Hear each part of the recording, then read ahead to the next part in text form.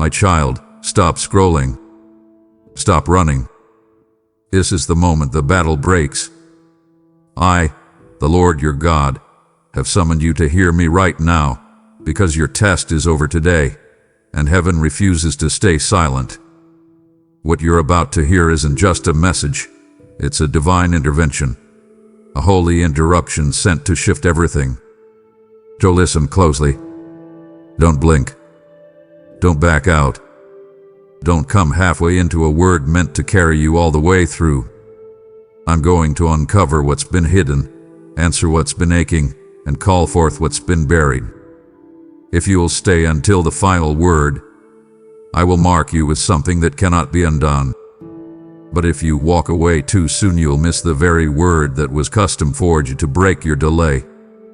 So stay. Stay locked in. Stay listening. Because what comes next is your confirmation. My beloved child, quiet the thoughts that keep running in circles within your heart, because I need you to hear me clearly, not through the haze of fatigue or the echoes of fear, but with the full authority of love that only I can speak. The test is over. You hear me? Not just delayed, not extended, not pending resolution. It is over. The heavens, which once watched silently as you endured pain no one else could see, are now bursting with movement, motion, and meaning. I have summoned the attention of angels. I have silenced the distractions of the world, and I have leaned in close to whisper this one unshakable truth into the deepest chambers of your spirit. Your struggle has reached its conclusion. Your testing season, the long valley of unanswered questions, the quiet cries under your breath, the nights you thought might swallow your hope, has come to its appointed end. I did not overlook your cries. I was not late in my response. I was watching, weighing, measuring, and now I'm moving. And not just any movement, but decisive movement. The kind that shifts realities and alters outcomes. The kind that says enough. I want you to understand that this ending did not come because your strength ran out, but because your faith held steady, even when it flickered like a fragile flame in the wind. I saw you, my child. I watched as you stood when others would have fallen. I felt your trembling hands continue to reach for me when your circumstances mocked your belief. And today, all of heaven responds, not with a whisper, but with a declaration. The heavens are no longer silent. The test is over. You need to let this truth settle into the soil of your soul. Let it sink in, not as a vague encouragement, but as a divine announcement sealed by the authority of the one who holds eternity. There is nothing random about this moment. It is sacred. It is the collision point of time and destiny. And I have chosen this very breath, this very beat of your heart, to speak directly into the chambers of your weariness and say, you have endured. You have passed through the fire. And now, I will respond. The silence you once feared was never absence. It was strategy. I was quiet not because I was distant, but because I was preserving the fullness of this very release. I didn't want to give you temporary relief. I was orchestrating a final resolution. And now, the shift is irreversible. I am speaking in ways that no doubt can drown out, in a voice that bypasses every earthly limitation. My words are not ideas. They are forces. They create. They release. They transform. And my words over you today carry the full weight of deliverance. I am ending what needed to end, not with noise, but with authority. You don't have to plead anymore. You don't have to perform. You don't have to try and prove why you deserve relief. I have already decided. The test is over not because of what you did, but because of who you allowed me to be in the middle of your storm. And now, I will begin to unfold what silence could not say, a story not marked by trials anymore, but by testimony. I'm shifting the ink in your narrative from endurance to evidence, from testing to triumph. Breathe, beloved. This is the moment your soul has been waiting for. I have watched the secret rivers that no one else noticed. Rivers of tears that flowed not from your eyes alone, but from the depths of your soul. Those tear-soaked pillows, those quiet nights when the world slept but your pain was wide awake, did not escape my sight. The world saw your smile, but I saw your sobs. They saw your strength, but I held your weakness. And I want you to know something eternal, something unshakable. Every tear was counted, collected, and cradled in the hands that crafted the stars. I never turned away. I never brushed off your brokenness like dust from a crowded table. I drew closer with each tear. I leaned in with every silent scream. You were not ignored. You were immortalized in the memory of heaven. Your pain was not invisible. It was holy, consecrated in my presence, reverberating through the halls of eternity louder than any song sung by angels. You see, heaven is not impressed by noise. It's moved by authenticity. And your cries were a symphony of truth. They moved me. They move angels. They move time itself. You felt like nothing was shifting, but I was shaping everything. Do you know what it means when I say your tears reached my throne? It means they traveled beyond the veil of time, pierced through every layer of spiritual resistance, and landed in the very center of where power resides. They became petitions soaked in pain, but saturated in purity. They became incense rising into the atmosphere of glory, and I breathed them in like fragrance from a garden of suffering. Child, I did not ignore your sorrow. I inhabited it. I sat with you in the midnight hour. I was the unseen embrace when no arms wrapped around you.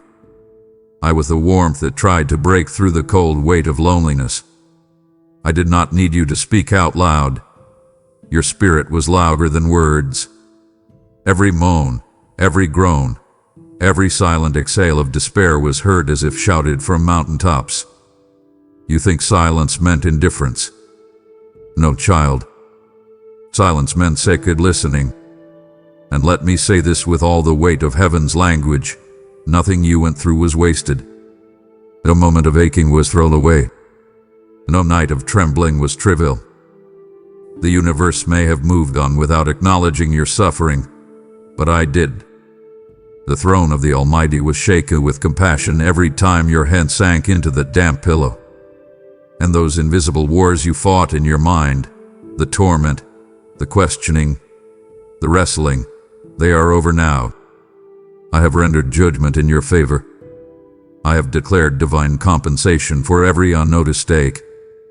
The reward is not random. The shift is not chow. What I am bringing now has the same weight as your tears, and even more. Because you didn't stop praying when the heavens felt ironclad. You didn't stop hoping when despair tried to devour your dreams. You held on. That's why I am rushing now to deliver what I have stored in holy patience. The battle was hidden, but the blessing will be public. The suffering was private, but the reward will be undeniable. Others may not understand what's about to unfold in your life, and that's okay.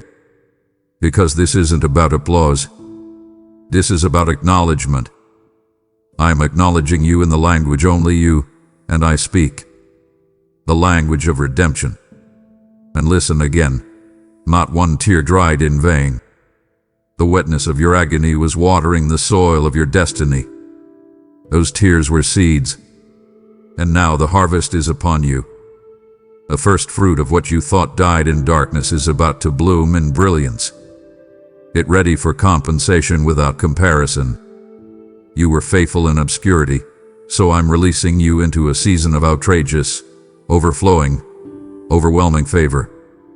The kind that makes even angels sing louder. This isn't random.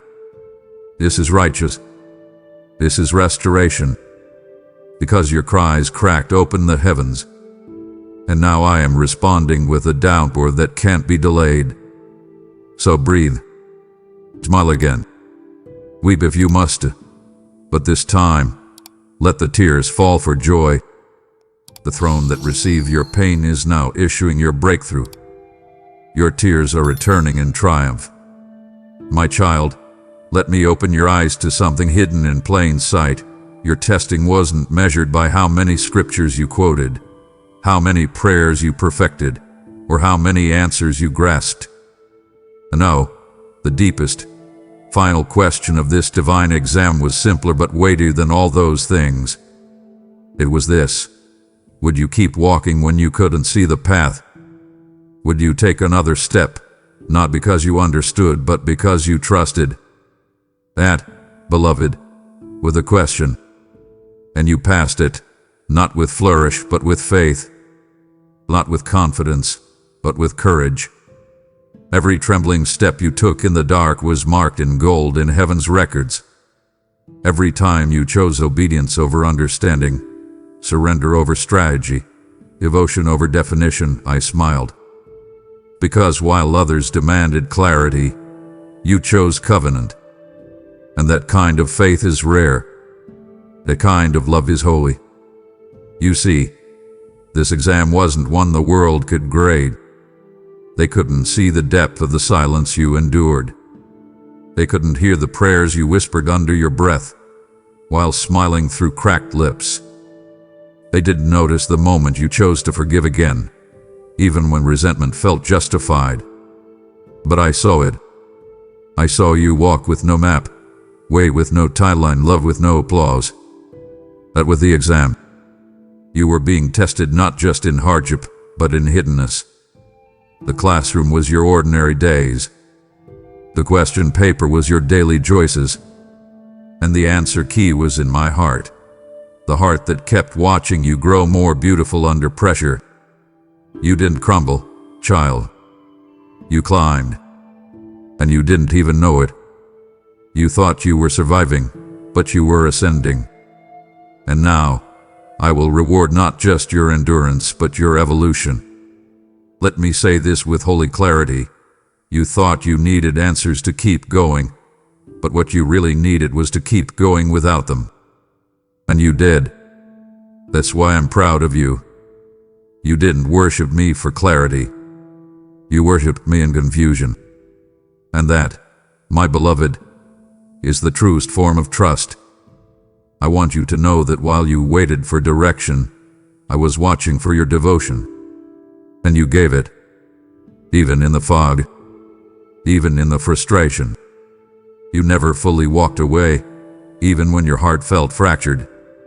That is what moved me. You never got the explanation you wanted, because I was writing a revelation bigger than your questions.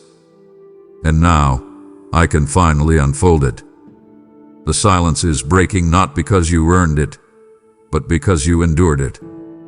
You waited long enough. You trusted deep enough. And now, I am ready to unveil what the test was truly for. So don't live back in regret.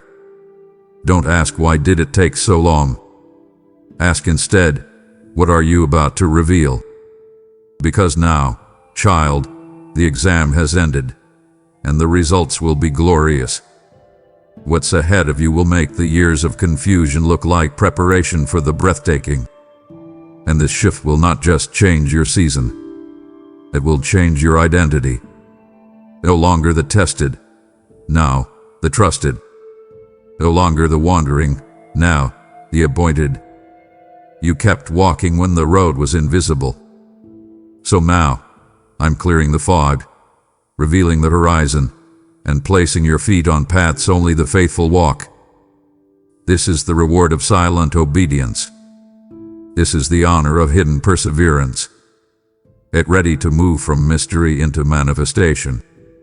Because the final question has been answered, and your answer was faith. My beloved, the world asked you for performance. The world expected polish. But I, your Father, never sought your perfection. I wasn't waiting for flawless words, faultless decisions, or fear-free days. No, I was watching for something rarer, something deeper, perseverance. And you gave it to me. You gave me everything when you had almost nothing left. You didn't know it, but every shaky breath, every trembling yes, every quiet choice to believe when doubt roared like a lion, that was what I was after. I was not measuring your perfection. I was recording your persistence. You showed me a kind of faith that didn't need the spotlight to be sacred. You bled, but you kept moving. You wept, but you kept walking. And I want you to hear this like thunder in your soul. I saw every drop. Even when the wounds were invisible to others, those soul bruises that couldn't be bandaged, those heartbreaks you tucked behind a smile. I saw it all. You were pierced by disappointment, cut by betrayal, scraped by circumstance. But still, you pressed forward. You didn't run from me when it hurt. You leaned in with shaking hands and whispered, "Still, I trust you." Do you realize what that does to my heart? It stirs heaven. It moves the heavens to attention. Because while others waited for proof before they believed, you gave me your belief without proof. You passed the test of pain not because you performed like a saint, but because you persisted like a child who knew their father was still holding them, even in the dark. I didn't need you to be perfect. I needed you to be prison. And you were. Bleeding, aching, exhausted, but present. Let me remind you now with my own voice. Pain does not disqualify you. Bleeding does not make you broken beyond use. In fact, I often do my greatest work through the wounded. Those who walk with a limp, who've bled in the shadows, who carry scars the world can't see. Those are the ones I trust with glory. The ones who did let the wound become a wall. The ones who didn't let the injury eclipse their identity. And that's you, my child. You never saw it, but the very moments you wanted to collapse, those were the moments that were coronations in the spirit. You thought you were crawling through shame, but you were actually being crowned in silence. Because I choose those who keep pressing forward through pain. I anoint those who stay in the room when others exit through ease. I empower those who remain faithful when no one claps, when no one sees, when no one understands. That's who you are to me, not the perfect one, but the persevering one. So, from this day forward, do not let shame wrap itself around your weaknesses. Do not confuse wounds with weakness. Your bleeding didn't make you less to me. It made you deeper. It made you dangerous to the enemy. It made you eligible for the elevation I'm about to release. Because now I can trust you. Not just with breakthrough, but with burden. Not just with blessing, but with boldness. I can trust you with my glory because you didn't abandon me when it cost you everything. You proved that perseverance isn't glamorous, but it is glorious. And that is what heaven celebrates today. Not your perfection, but your persistence, your pulse, your pressing forward even when you wanted to shut down. I'm not giving you a blessing because you passed a moral checklist. I'm giving you a mantle because you refused to let go. And that, child, is why everything changes now. My child, listen to me now with ears of your spirit. Not everything that is mocked is meaningless. And not everything that is praised carries power. You stood in a season of ridicule, didn't you? You felt the sting of being misunderstood, misjudged, and misrepresented. Others ran ahead. Others vaunted what they called favor while you stood still in obedience, your hands empty, your name forgotten. But I want you to know what really happened. While others mocked your waiting, I was marking it. I was engraving every minute into the ledger of eternity. What they saw as your failure, I recorded as your faithfulness. What they called delay, I defined as divine alignment. The world called you stagnant, but heaven called you steadfast. And child, in my kingdom, steadfastness carries weight, eternal weight. You see, I weigh differently than man. I measure moments not by speed, but by surrender. Not by noise, but by nobility of spirit. And while others sprinted ahead in pride, you knelt in silence with reverence. While they pointed fingers, you lifted your hands. And I didn't miss 1 second of it. Not 1 hour of your sacred stillness went unrecorded. In fact, your waiting became a weapon. It silenced lies. It dismantled timelines built on pressure. It dethroned false urgency.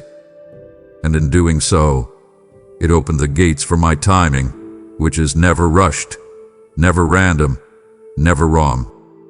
The weight you felt in the wait was not punishment. It was preparation. It was glory stretching your soul, not punishment crushing your spirit. And now, the same weight others mocked is the same weight that is turning into divine influence. I know it didn't feel like it at the time. I know the silence felt like abandonment. I know the stillness felt like ascendance. But now, I am turning what was hidden into honor. And listen to this, because it will shake the shame off your memory. I let them mock because I knew they wouldn't matter in the miracle. They will not be able to take credit for what I'm about to do in your life. The mouths that mock your posture will be silenced by your promotion. The voices that question your calling will be muted by my movement. Not because you'll seek revenge, but because my justice is not reactive, it's restorative. I restore what mockery tried to strip. I redeem what waiting tried to cry. And I return with interest what others called waste. There is no wasted waiting in my kingdom. So stand tall now. Your posture in the waiting has made you a warrior in the spirit. And I am placing upon you a mantle that others skipped because they couldn't sit long enough to receive it. You did. You waited. You watched. You wept. You worshiped. And now, you will walk not empty-handed but eternally weighted. I am releasing not just blessing, but glory. Not just answers, but authority. Not just breakthrough, but beauty forged in the stillness of trust. What I give next will not come with strings. It will come with substance. And it will silence every scoffing voice. You were never forgotten. You were being formed. And now that formation is finished, and fulfillment is about to flood your life, you will never view waiting the same again. Because now, you'll carry what others couldn't wait long enough to receive. My beloved child, let me take you back to those nights, those long, breathless nights when quitting didn't just whisper, it screamed. Do you remember? When the weight on your shoulders became so familiar, it felt like your own skin. When prayers turned to pleas, and pleas turned to silence, and the silence echoed louder than thunder in your chest. But here's the miracle. You didn't quit. You may have slowed your steps. You may have crumpled to your knees. But you never let go. You never laid down your covenant. You never cursed me, even when your heart was hemorrhaging from confusion. Others would have walked away. Others did walk away. But you stayed. And child, that's not weakness. That's warriorhood. That's the kind of strength that makes the heavens sing and the darkness tremble. You didn't realize it then, but your persistence was not just survival, it was prophecy. You were preaching sermons in the silence, declaring, even when he says nothing, I know he's still good. And I want to tell you what I saw while the world slept. I saw your fists unclench and surrender instead of rage. I saw you choose mercy over bitterness. I saw the sacred war inside your soul, between disappointment and devotion, and you kept choosing me. Again, and again, and again. Every time you whispered, I trust you through clenched teeth and tear-stained sheets, the ground beneath your feet became holy. The angels recorded it not as routine, but as reverence. Because when silence feels like rejection and you still hold on, that's not ordinary faith, that's eternal fire. I need you to know. The universe tilted in your favor every time you made the hard choice to stay. You didn't know it, but all of heaven was watching, holding its breath, waiting to see if you would still believe. And you did.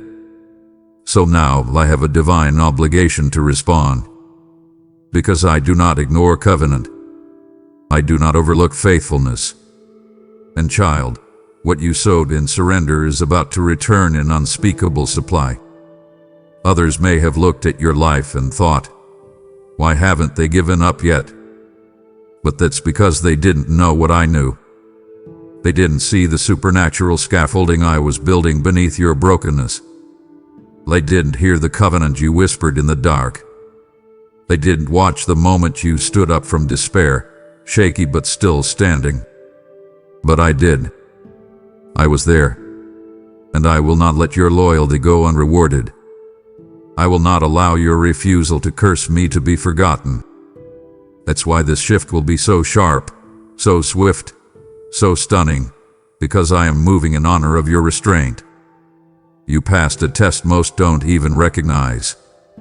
You didn't trade faith for bitterness. You didn't swap hope for hardness. And now, I will flood your life with favor that reflects the depth of your refusal to abandon me. The very silence that haunted you is about to be replaced by a symphony of answers. The same stillness that tested you will become the soil for my most extravagant demonstration. So, take a deep breath. This isn't a fairy tale reward. This is a faith-tested revelation. The blessing coming won't be just for show. It will be for substance. Because the one who stayed through silence is the one I can trust with sound. I'm giving you a new sound, not one of sorrow, but of strength. A sound that breaks chains, silences shame, and declares, this one didn't quit. You are that one, child. And now, I will show you what I do for those who hold on when quitting whispers loudest. I will shout back with glory.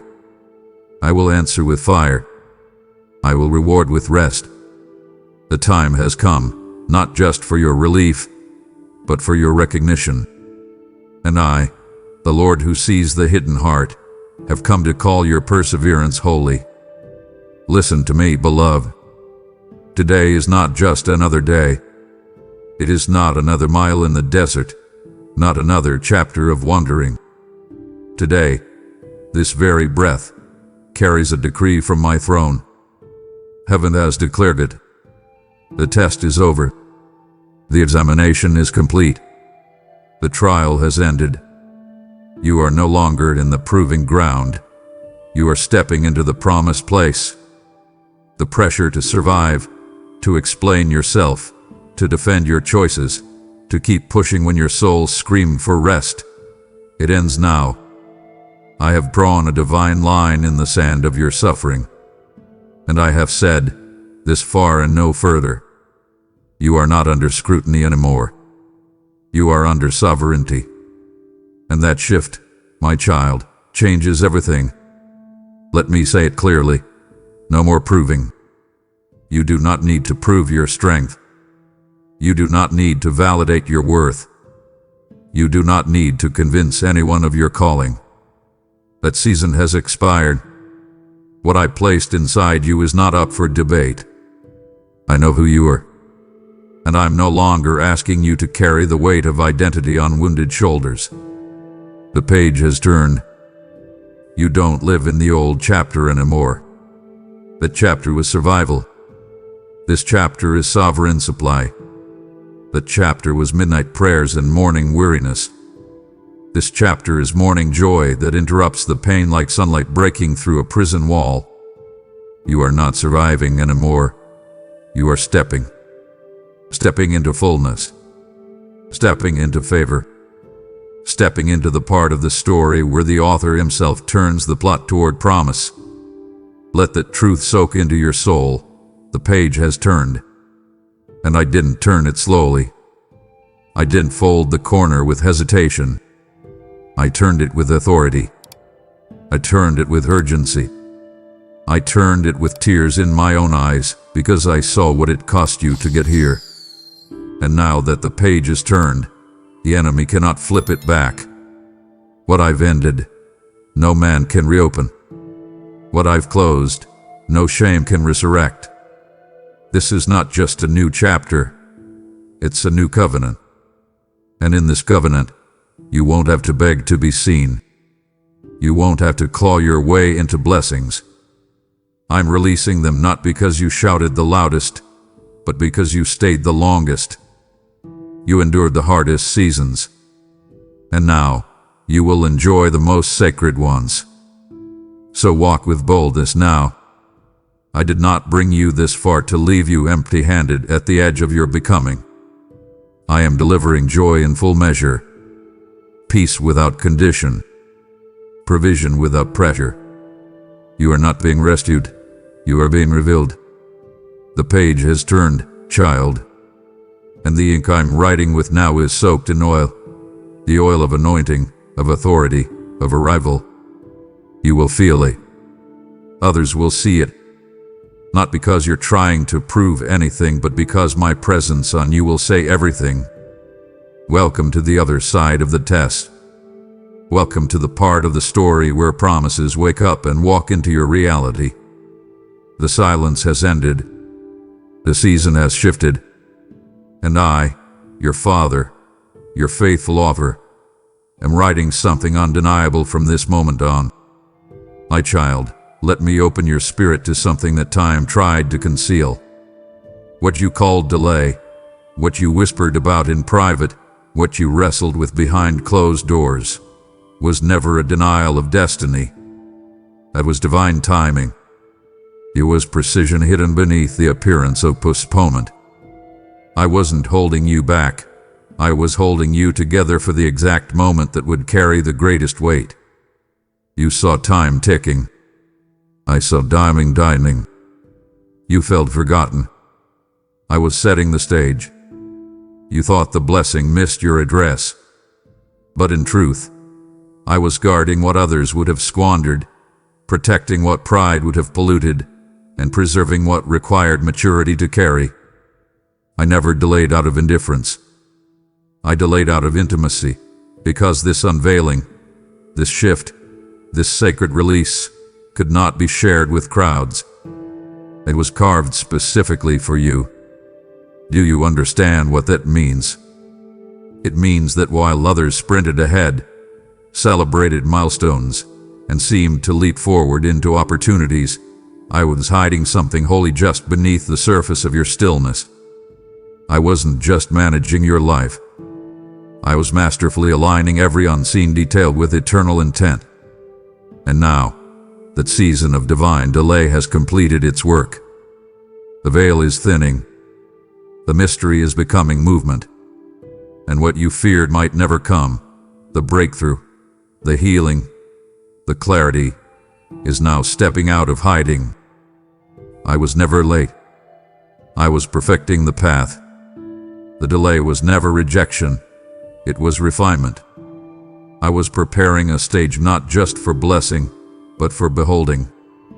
Because what I'm about to reveal to you isn't just provision, it's proof.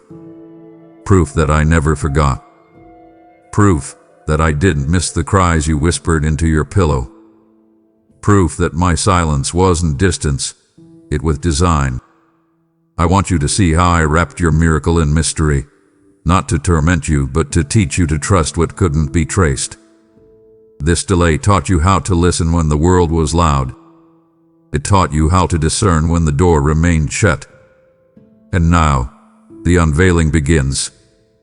But child, this unveiling isn't just the opening of a door, it's the revelation of who you've become in the wait. You are not the same person who started this journey. You are deeper. You're tougher. Stronger. You carry substance now, and substance survives storms. I delayed the moment so I could develop the messenger. I held back the release until your spirit could hold what your mouth was praying for. And now, because you stayed, because you waited, because you didn't force the outcome, I'm about to hand you something others couldn't even dream of holding. And let me say this, what is being unveiled cannot be imitated. It cannot be copied, claimed, or contaminated.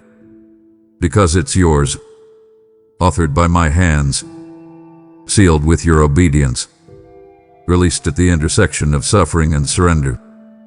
No one else can carry it because no one else carried what you did. And this, my child, is why the unveiling had to wait.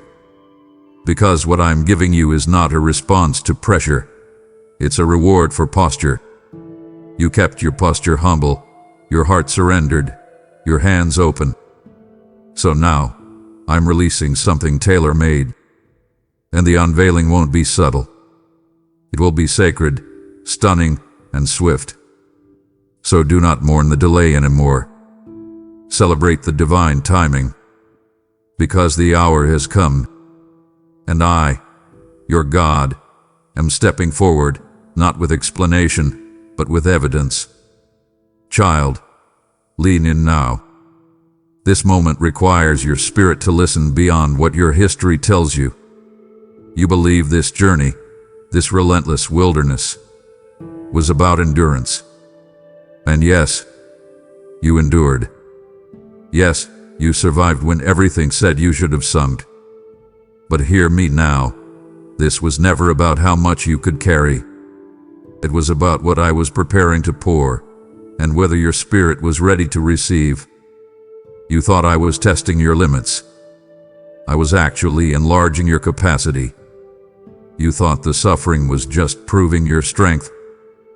But I was preparing your soul for something so substantial, so sacred, so soaked in glory, that anything less than full maturity would have shattered under its weight.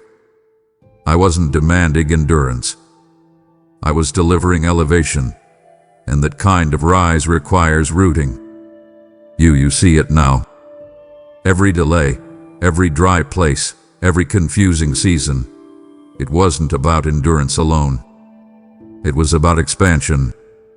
I was stretching your understanding, softening your grip on outcomes, and maturing the parts of your faith that still depended on comfort. Because I knew what was coming. I knew the size of the gift, the scope of the call, the strength required to carry what I had carved for you before time began. And I couldn't place glory into the hands of immaturity. So I waited. I pruned. I allowed the fire not to consume you, but to consecrate you. I let the pressure push out the poison of self-reliance. I let the silence deepen your sensitivity. I let the disappointment shape your discernment. Because what I'm releasing now isn't for survival, it's for stewardship. And only a matured spirit can steward what I'm about to release. Listen carefully. I was never asking, how much more can you take? I was whispering, how deep can you trust? Because the weight of what's next isn't measured in minutes or miracles, it's measured in maturity. The kind of maturity that doesn't panic in silence. It doesn't flinch when doors close. It doesn't crumble when applause disappears. You've grown. You've matured.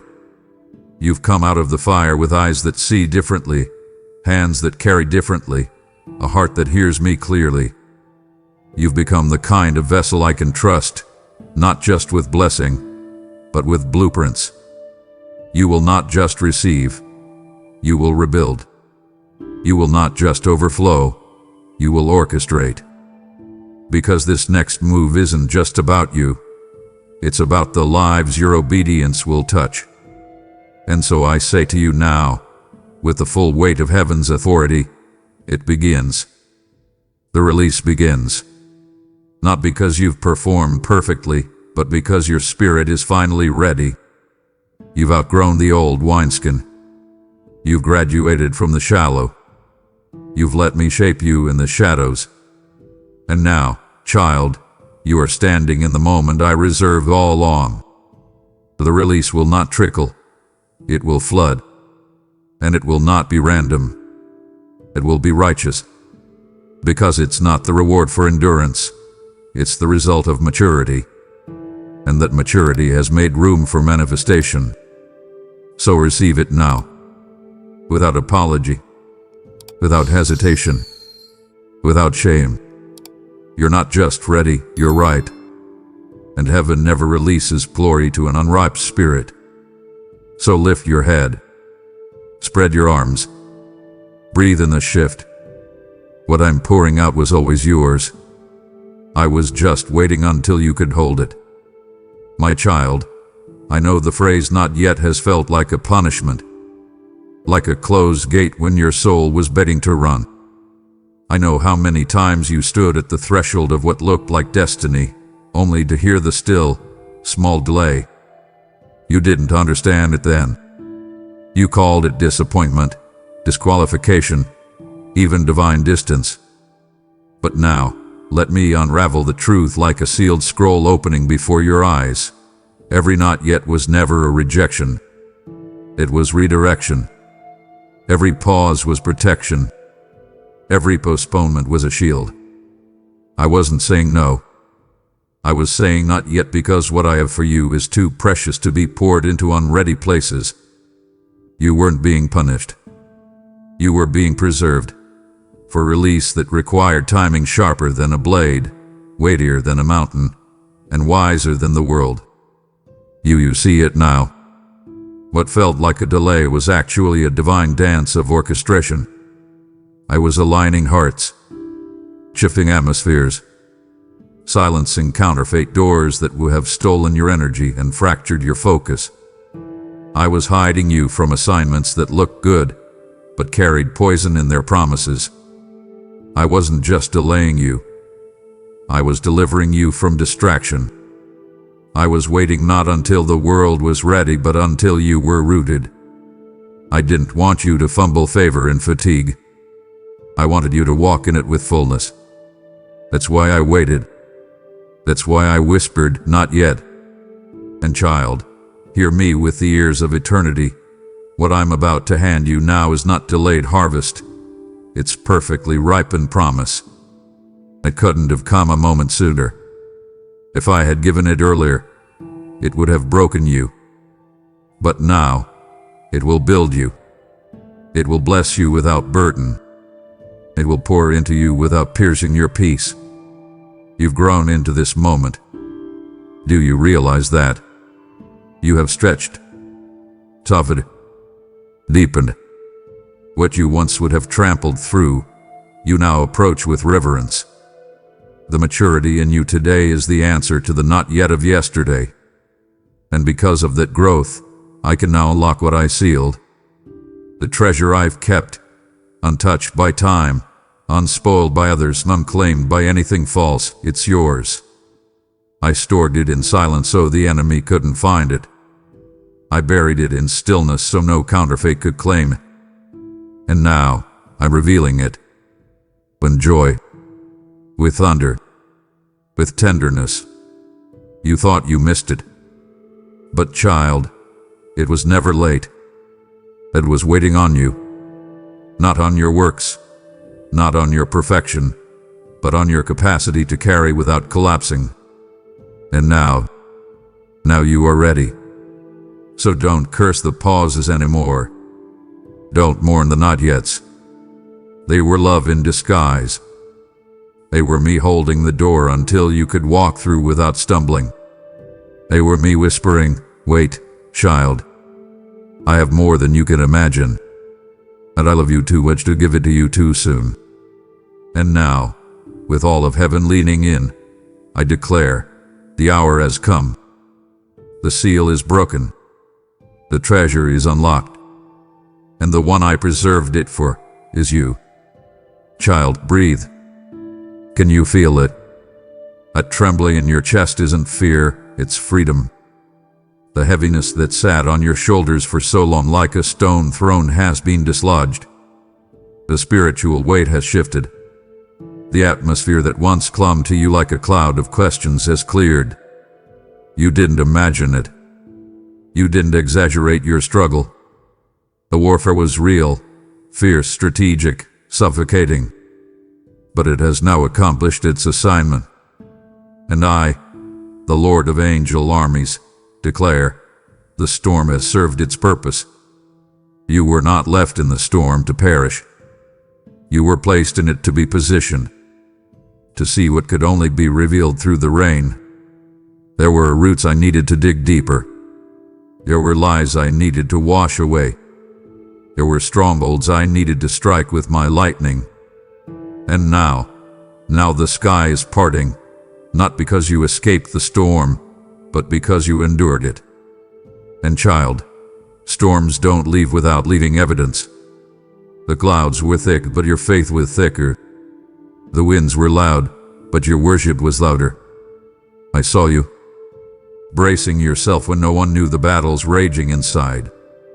Speaking peace to yourself when the winds howled mockery into your mind. That is why this moment matters.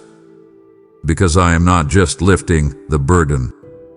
I'm rewarding the one who carried it without letting go of me. And now, because the weight has shifted, you will shift with it. No longer dragging disappointment like a chain. No longer measuring your worth by weather patterns. No longer defining your identity by the storm's duration. The burden is gone. What remains is glory. The storm took things you thought you needed, relationships, timelines, platforms, but what it left was endurance, intimacy, and clarity. And now, with the storm behind you, I am placing new weapons in your hands. The kind forged in the fire of faith. You'll notice it in your prayers. They will carry more precision. You'll feel it in your decisions. No more double-mindedness. No more dancing with distractions. The fog is gone. The rain washed the residue. What's left is a clear horizon and a consecrated vessel. That vessel is you. So don't look back in fear. Look ahead with fire. The storm came to serve a sentence, and now its assignment is complete. You are no longer in survival mode. You are in sent mode. Sent to rebuild what was lost. Sent to carry what others dropped. Sent to walk in a new authority because the weight you once bore has become the very witness of my power. I am lifting the burden, not just from your shoulders, but from your identity. You are not the storm. You are the survivor of it. And now, you're the steward of the sunshine after. I have removed what crushed you. And in its place, I have placed my hand. Draw. Daddy. Joe. You don't walk wounded anymore. You walk witness. The spiritual weight has shifted, and now, child, so will you. I was there, child, not just watching but weeping with you. You didn't even realize the heavens leaned in that day, that night, that moment, when everything inside you screamed for answers, and instead of folding into despair, you lifted your hands, trembling, empty, yet surrendered. That moment, oh, that sacred moment, it echoed through the corridors of eternity like a trumpet in the temple. You held your breath, your chest tight with confusion, your heart pounding under the pressure of the unknown. And instead of cursing me, instead of collapsing into fear, you did the most holy thing a human can do. You worshipped. Not because you saw the end, not because you felt peace, but because you knew me. That one act, the choice to exalt me over what you didn't understand, sealed something in the heavens that even now, you cannot comprehend. Do you understand what happened in that moment? The enemy expected your silence. He counted on your collapse. He whispered, surely this will be the moment they break. But you broke into worship. And in doing so, you broke open the heavens. It wasn't perfect. Your words may have wavered. Your tears may have drowned your voice. But your yes was louder than your questions. You chose covenant over clarity. That choice didn't just touch me, it moved me. I saw your breath catch in your chest, your faith straining against fear like a lion roaring inside a cage. But you didn't walk away. You didn't harden your heart. You turned toward me, and with all the fire your soul could muster, you sang anyway. That is not ordinary. That is not common. That is kingdom-shaking worship. And I could not, I would not, let that go unmarked. So hear me now. That moment sealed your victory. Not because your praise was loud, but because it was costly. You gave me what hurt to give. And I, in return, have written your name into the scroll of overcomers. You think you were weak in that moment, but child, you were never more powerful. Because the enemy only fears one thing: worship birthed in warfare. That kind of worship doesn't require music. It doesn't need crowns. It's raw, electric, and it is the exact sound that heaven responds to with lightning speed. That moment became your memorial in my courts. That altar of surrender still burns. And now, the victory it sealed is about to bloom in public view. You passed the test, not with knowledge but with adoration. You didn't know the way forward, but you knew the one who walked with you. That's why you win. That's why the tide turns now. So child, don't ever discount the power of that breath, the breath you held through the tears, the pain, the fear, and released in worship anyway. That breath broke barriers. That praise broke chains. That surrender became your sword. You may not have seen it then, but the heavens did. The angels stood still. The enemy fled in confusion. And I, your God, stood and said, "This one, this worshiper, is mine." That moment wasn't a flicker. It was a fire starter. And now, what was sealed in secrecy will shine in glory. You don't need to fight for your victory, you already worshipped into it. And I, the one who records every act of faith, now declare it fully fulfilled. And now, as I bring you out of the fire and into the fulfillment, I extend this holy invitation. So where you were just fed, what you just received wasn't random.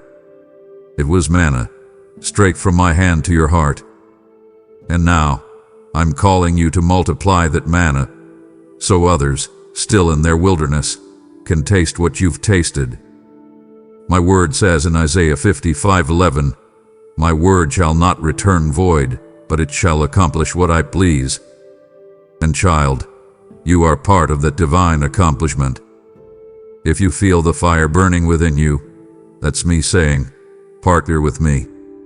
Your super thanks, your membership, your seed through PayPal, they are not payments, they are prophetic activations.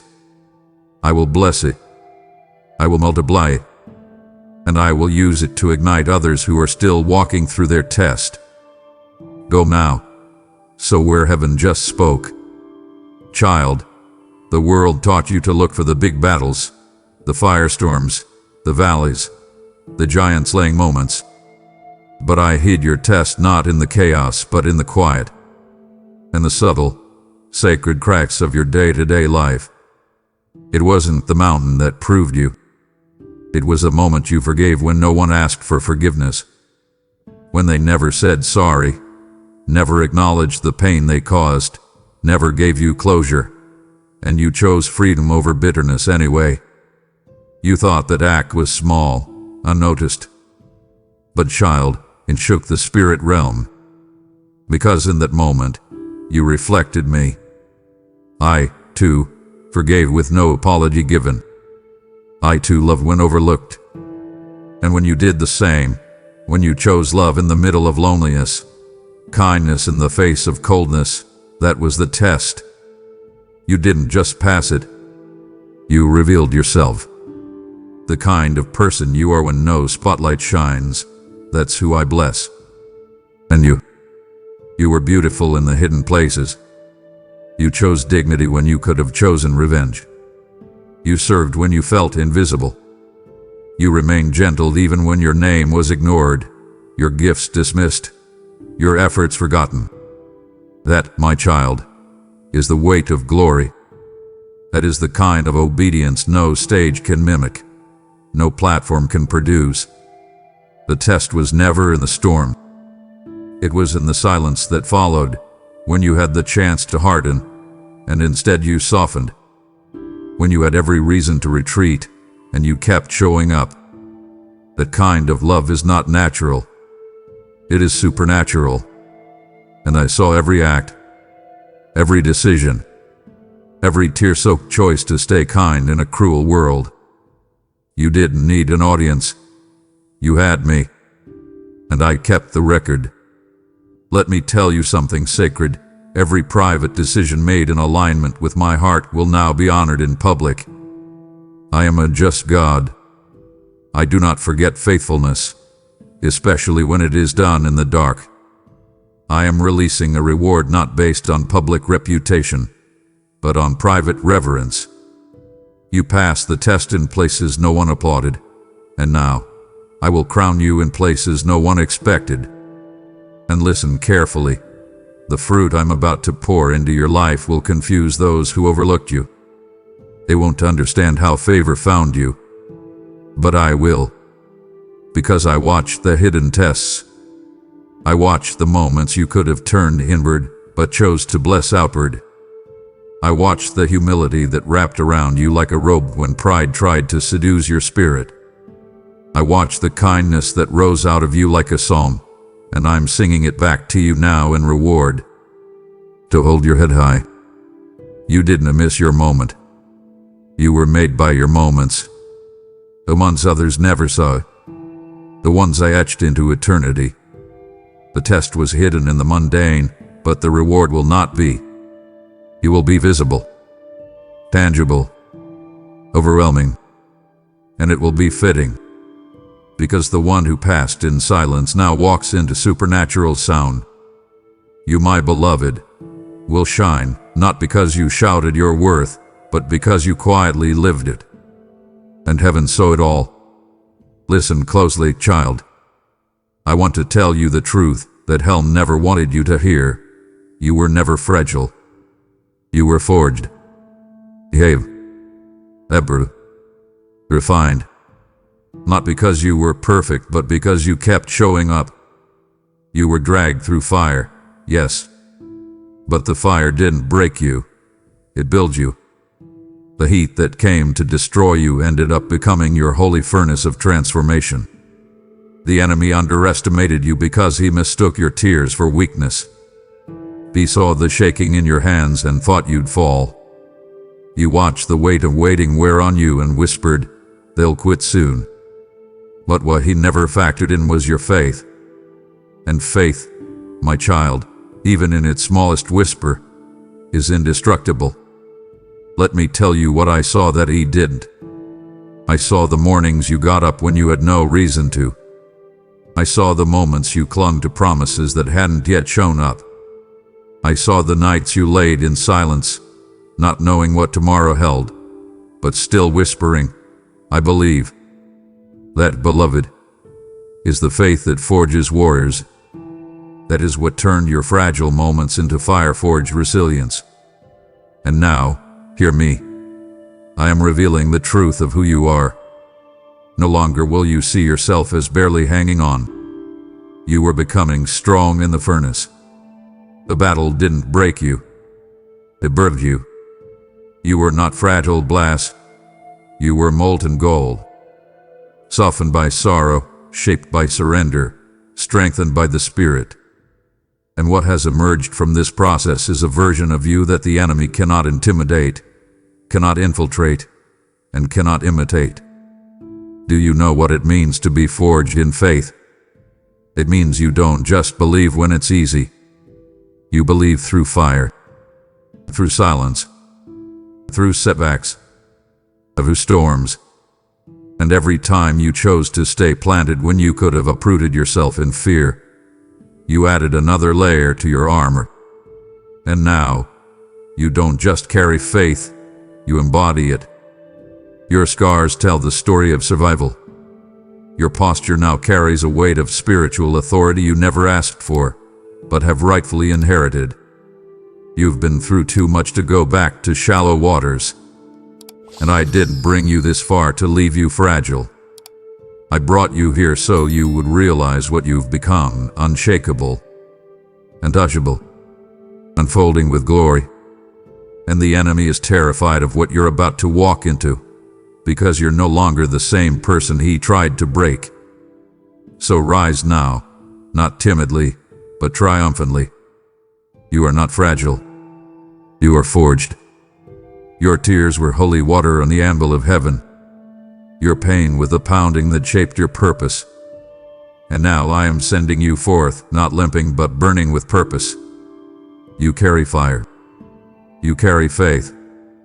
And no force of darkness can deny the weight of what you've become. Because while the world saw fragility, I saw future glory. And now, child, the world will see it too. My child, the ache of invisibility, I felt it with you. That slow, silent question that crept into your chest: do they see me? You watched others rise while you remained rooted. You celebrated when others were seen, even while your own soul longed to be known. You waited, wondering, praying, asking, did I miss something? Did I mishear? Oh, beloved, you did not misstep. You were not late. And hear me clearly, you were never overlooked. You were intentionally hidden. Hidden not as punishment, but as protection. I covered you like a seed, not to bury you, but to build you underground. Because what I'm doing in you required darkness, depth, and divine timing. You see, visibility is not the same as value. What is hidden is often holier. While others rushed into rooms they weren't ready for, I was preparing you for platforms they couldn't carry. I wasn't withholding opportunities. I was withholding exposure until the oil inside you reached its fullness. Because what I placed in you is weighty. Glory doesn't sit lightly. And if I had unveiled you too soon, the winds of pride or pressure would have scattered what I was trying to anchor. So I hid you. Like Moses in the reeds. Like David in the field. Like Esther in the palace. Until the hour appointed. And now, I speak this with the thunder of destiny. The hour has arrived. The unveiling begins now. I am not just revealing you randomly.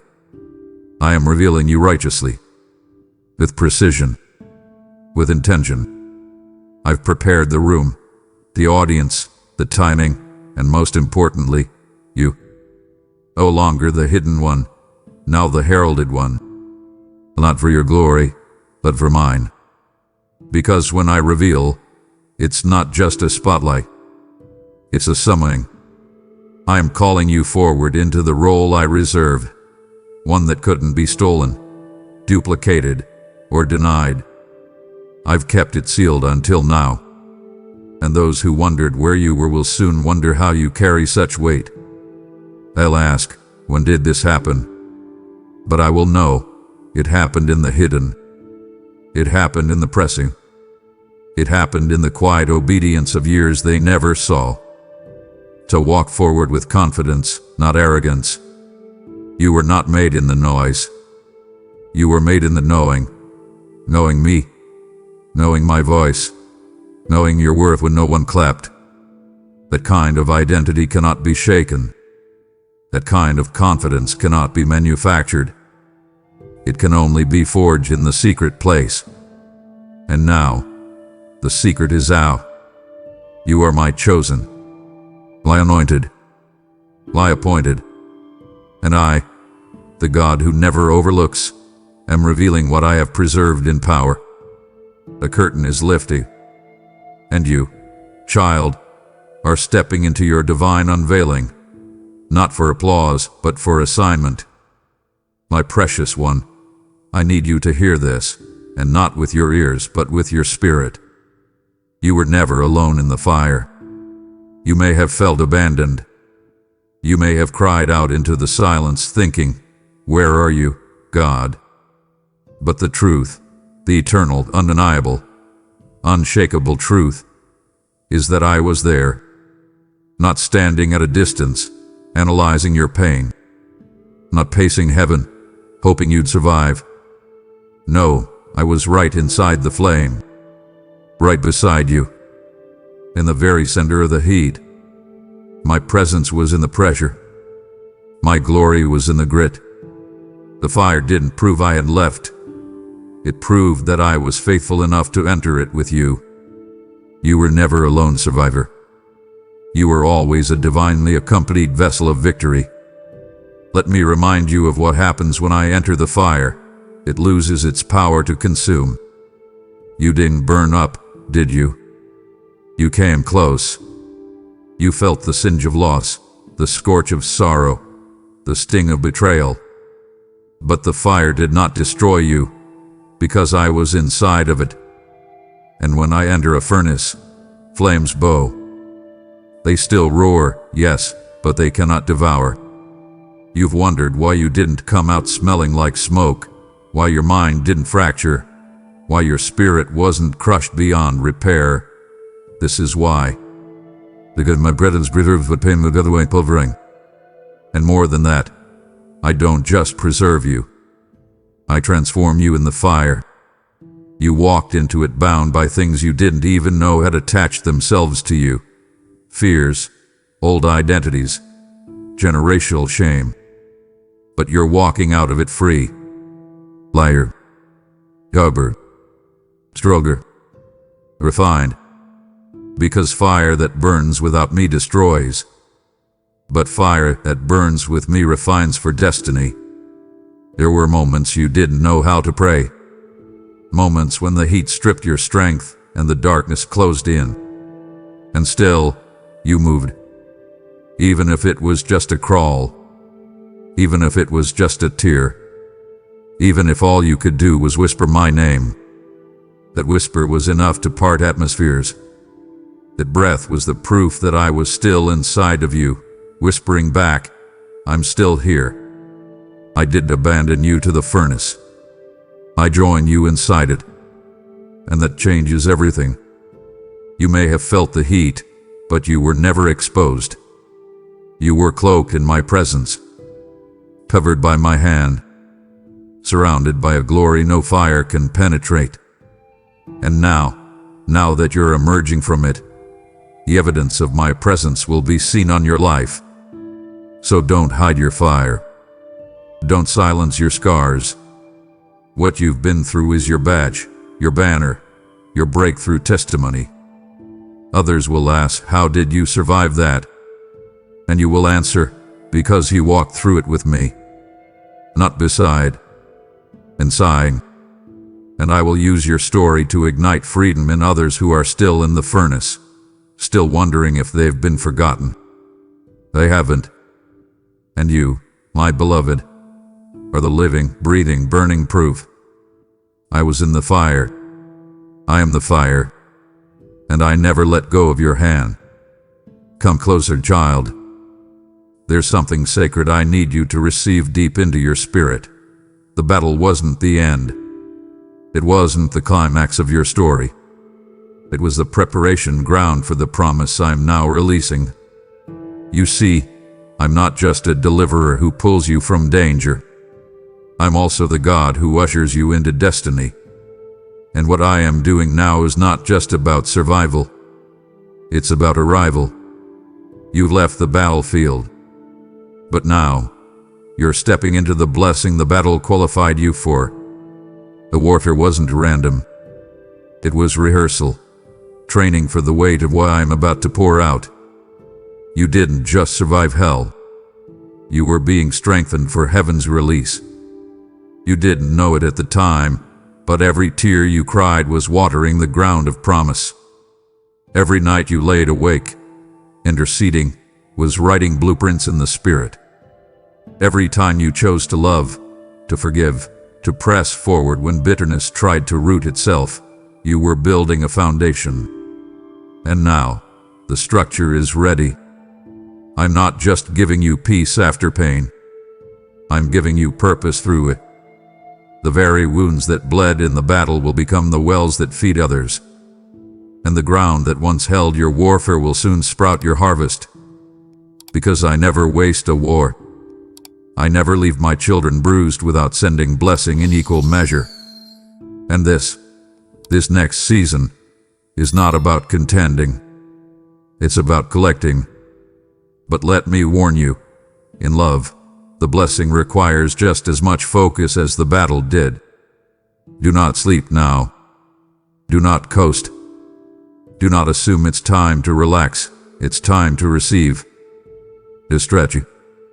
As steward, I'm placing keys in your hand. Doors are swinging wide, not because of who you know, but because of what you've endured. You earned these keys in the trenches. And now, I trust you to walk through what others only dream about.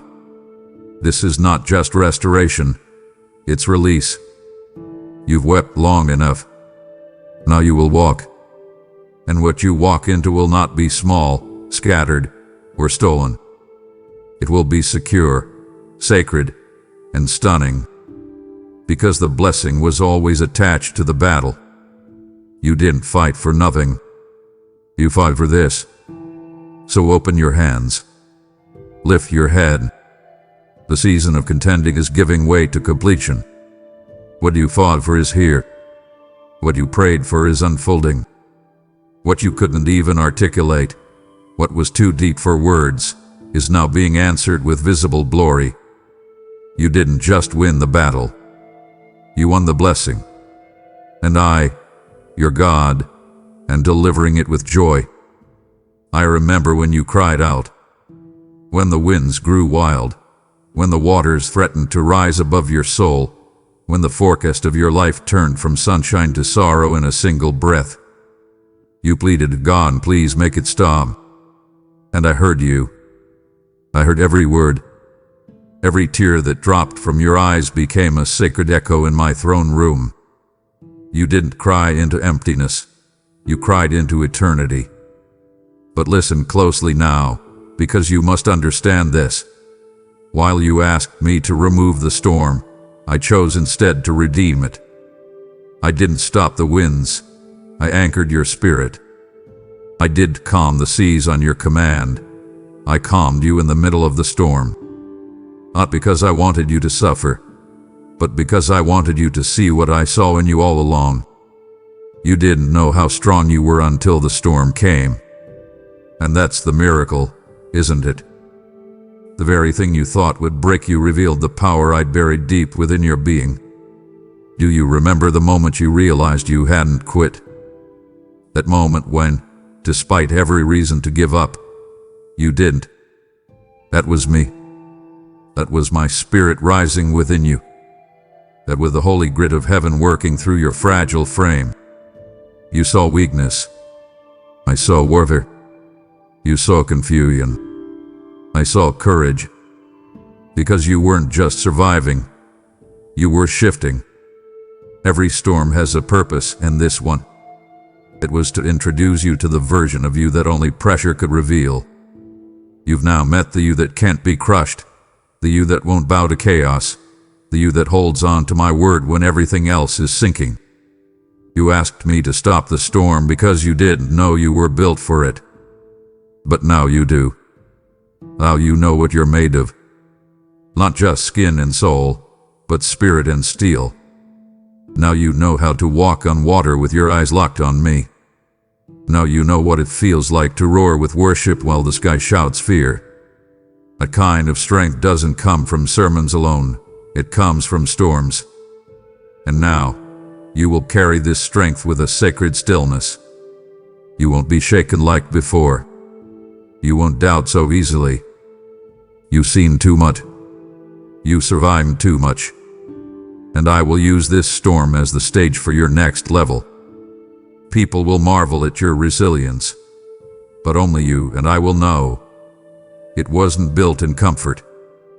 It was born in the battle. So stand tall, even if your knees still feel a little weak. You walked through the worst of it, and you didn't drown. You're here. And not by accident, by assignment. I chose to let the storm reveal you because I trust what I've placed in you. Now that you've seen what you carry, you'll never see storms the same way again. You won't fear them. You will face them. Because now you know. The storm wasn't sent to break you. It was sent to build the warrior I already knew you were. My precious one, there is something sacred I need to whisper into your heart. Something only I could say, because I'm the only one who heard what no one else could. You see, while the world listened for your words, I listened for your whispers. And even more than that, I heard your silence. Those moments you were too tired to pray, too wounded to form sentences, too overwhelmed to even speak my name. Others thought you had stopped believing, but I knew better. I saw the faith hidden inside the silence. I saw the cry that never made it past your lips. And I want you to know today, not one of those cries was ignored. Not one. The world celebrates loud declarations, but I celebrate quiet devotion. And what you gave me in your silence, that trembling, sacred stillness, it echoed louder in my throne room than 1,000 shouted hallelujahs. I counted every breath you took through the pain. I recorded every time you chose to stay when fleeing felt easier. Your suffering wasn't invisible to me. It was intimate. I was there, cradling your spirit when your body collapsed, holding your heart when your mind couldn't comprehend the why. You didn't have words for what you were going through, but child, I had witness. I knew. I always knew. And I never turned away. Your silence didn't repel me. It pulled me closer. You need to understand this. There is no such thing as a forgotten tear in my kingdom. Every unspoken ache hath been written down. Heaven has a record of the sorrow that no one else could see. And now I am responding, not just with comfort, but with compensation. I do not let silent suffering go unanswered. I restore. I resurrect. I reward. The season of silent endurance has come to its end, and I am releasing a season of supernatural expression.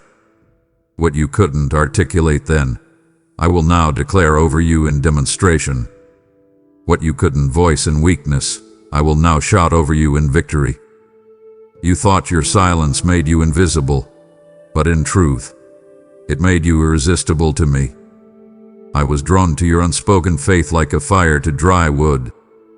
And now, I am setting it ablaze. So lift your head, even if your voice still trembles. I, your God, have heard it all. The silent cries, the internal battles, the quiet nights where you wondered if I even noticed. I did. And more than that, I never missed a moment. I wasn't just near. I was weeping with you. And now, the very silence that once marked your pain will become the soundtrack of your praise. I will turn your quiet desperation into a loud deliverance. I will amplify what you endured in silence into a testimony so thunderous, it shakes the foundations of fear for generations to come. Because I don't just hear your voice, I hear your soul. And I always answer. You've been so faithful, so determined, so resilient. I've watched you trying to put the pieces of your life back together with tools that are worn out, dulled by disappointment, and bent under the pressure of years. You've reached for old patterns, old mindsets, even old relationships, anything familiar that might help you rebuild what was broken. I saw you try to sweep up the ashes with hands still trembling from the burn.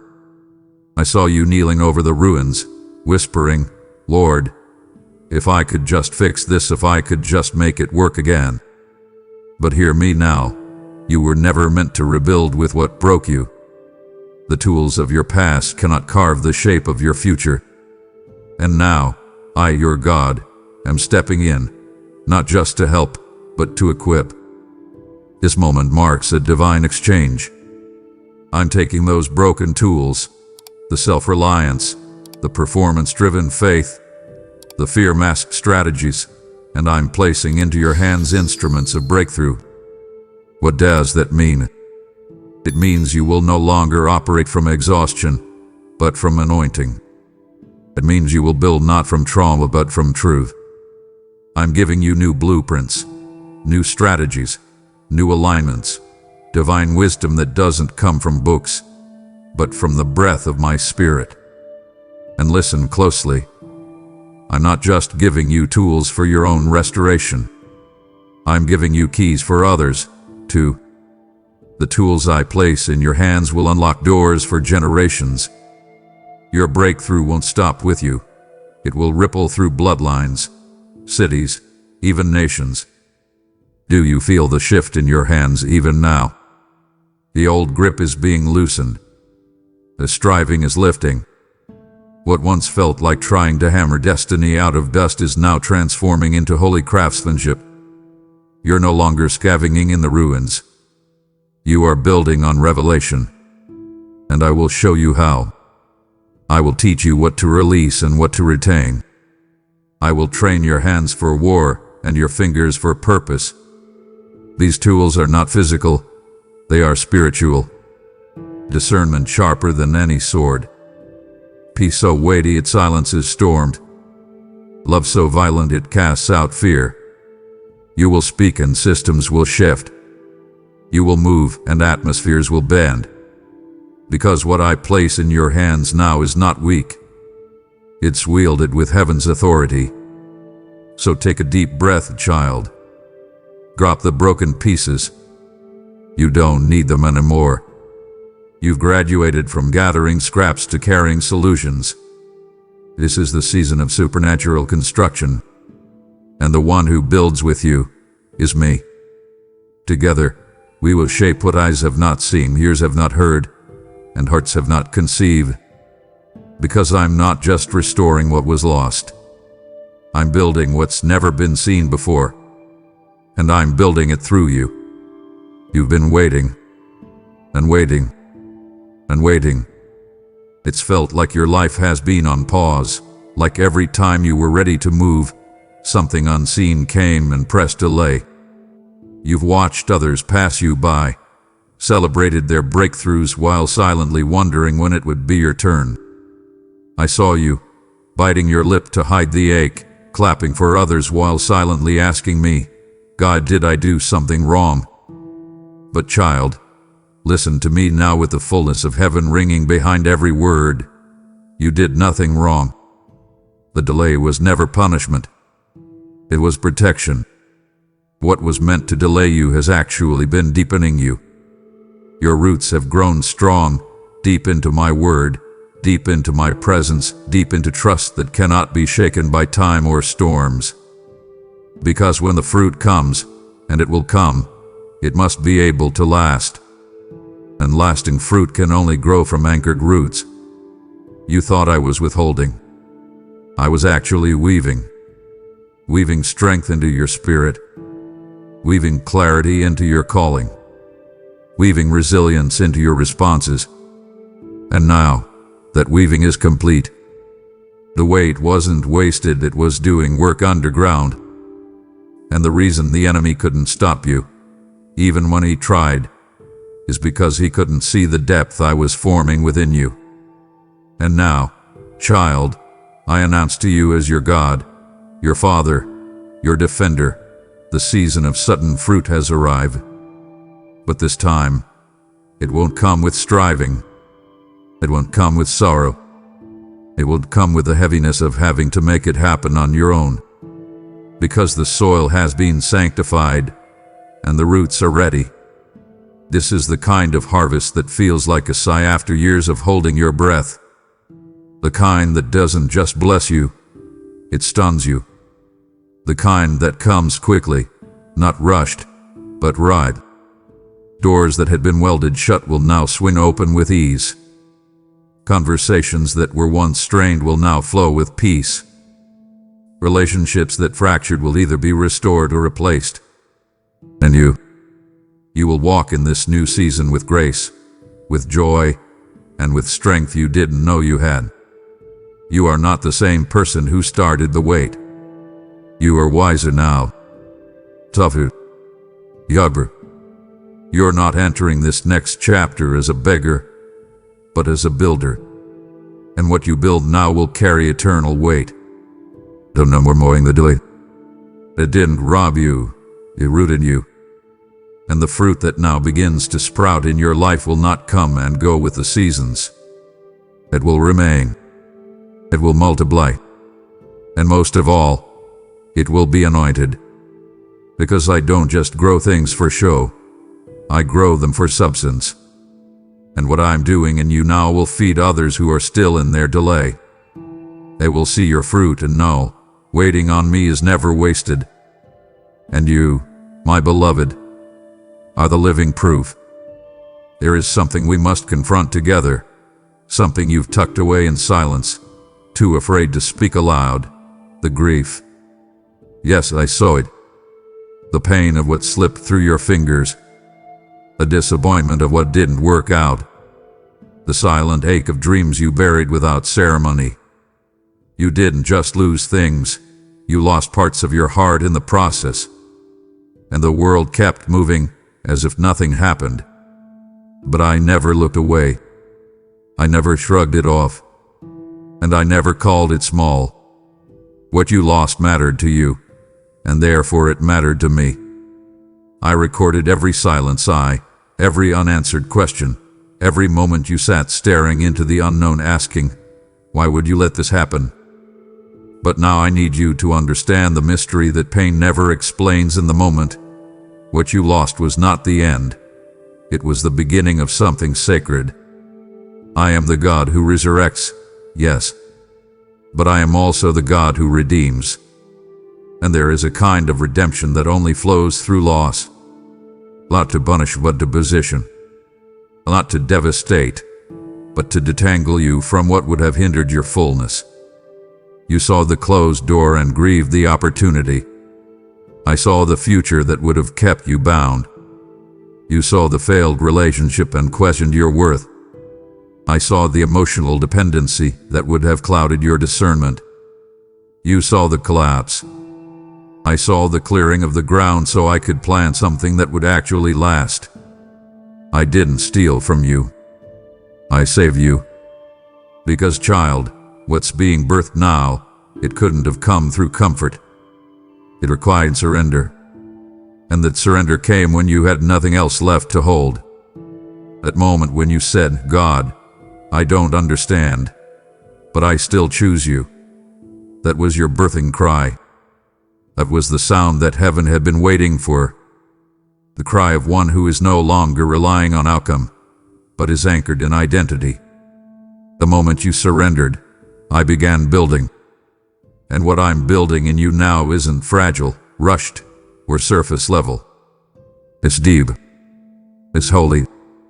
It's grounded in grace and saturated in oil. Because what rises from surrendered soil will always carry more power than anything built by ambition alone. So no more mourning as if you've been wrong. You've been readied. No more defining yourself by what left. You are not the sum of your losses. You are the soil of my planting. And the seed that has now been watered by your surrender will grow with speed, strength, and supernatural beauty. Others will see what blooms in your life and ask how it happened. And you'll know it came through letting go. Because in my kingdom, what looks like loss is often just the sound of later pains. And now, beloved, the birthing begins. You've seen now, the very battle meant to break you was the birthplace of your breakthrough. But child, your victory is not meant to stay private. It must become someone else's permission to believe. That's why I'm asking you now, let your gratitude become fuel for others. As it is written, he who refreshes others will himself be refreshed. Proverbs 11:25. When you give, whether through a super thanks, a membership, with a link in the description, you're not just donating. You're releasing rivers of refreshing. You're turning your testimony into a trumpet, and I will honor your obedience with overflow, with divine protection, with doors no man can shut. Don't delay. Bless what just blessed you, and watch me move. I need to silence that lie right now, child.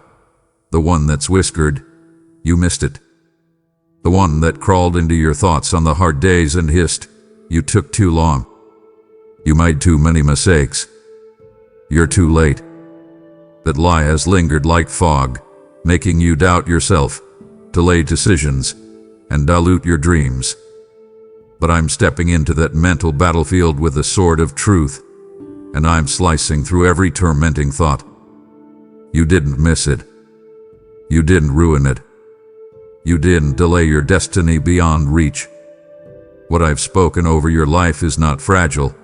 It is fortified, sealed, preserved in my timing. And what I'm unlocking now is not a leftover blessing. It is the original promise, infused with divine acceleration. Yes, the timeline shifted. Yes, there were detours. But child, did you forget who holds time? I am the Alpha and the Omega, not just of history, but of your personal story. And I do not lose track of my children. I do not get confused when you fall. I do not cancel promises because you took a detour. I calibrate them. I adjust it. I route. I redeem.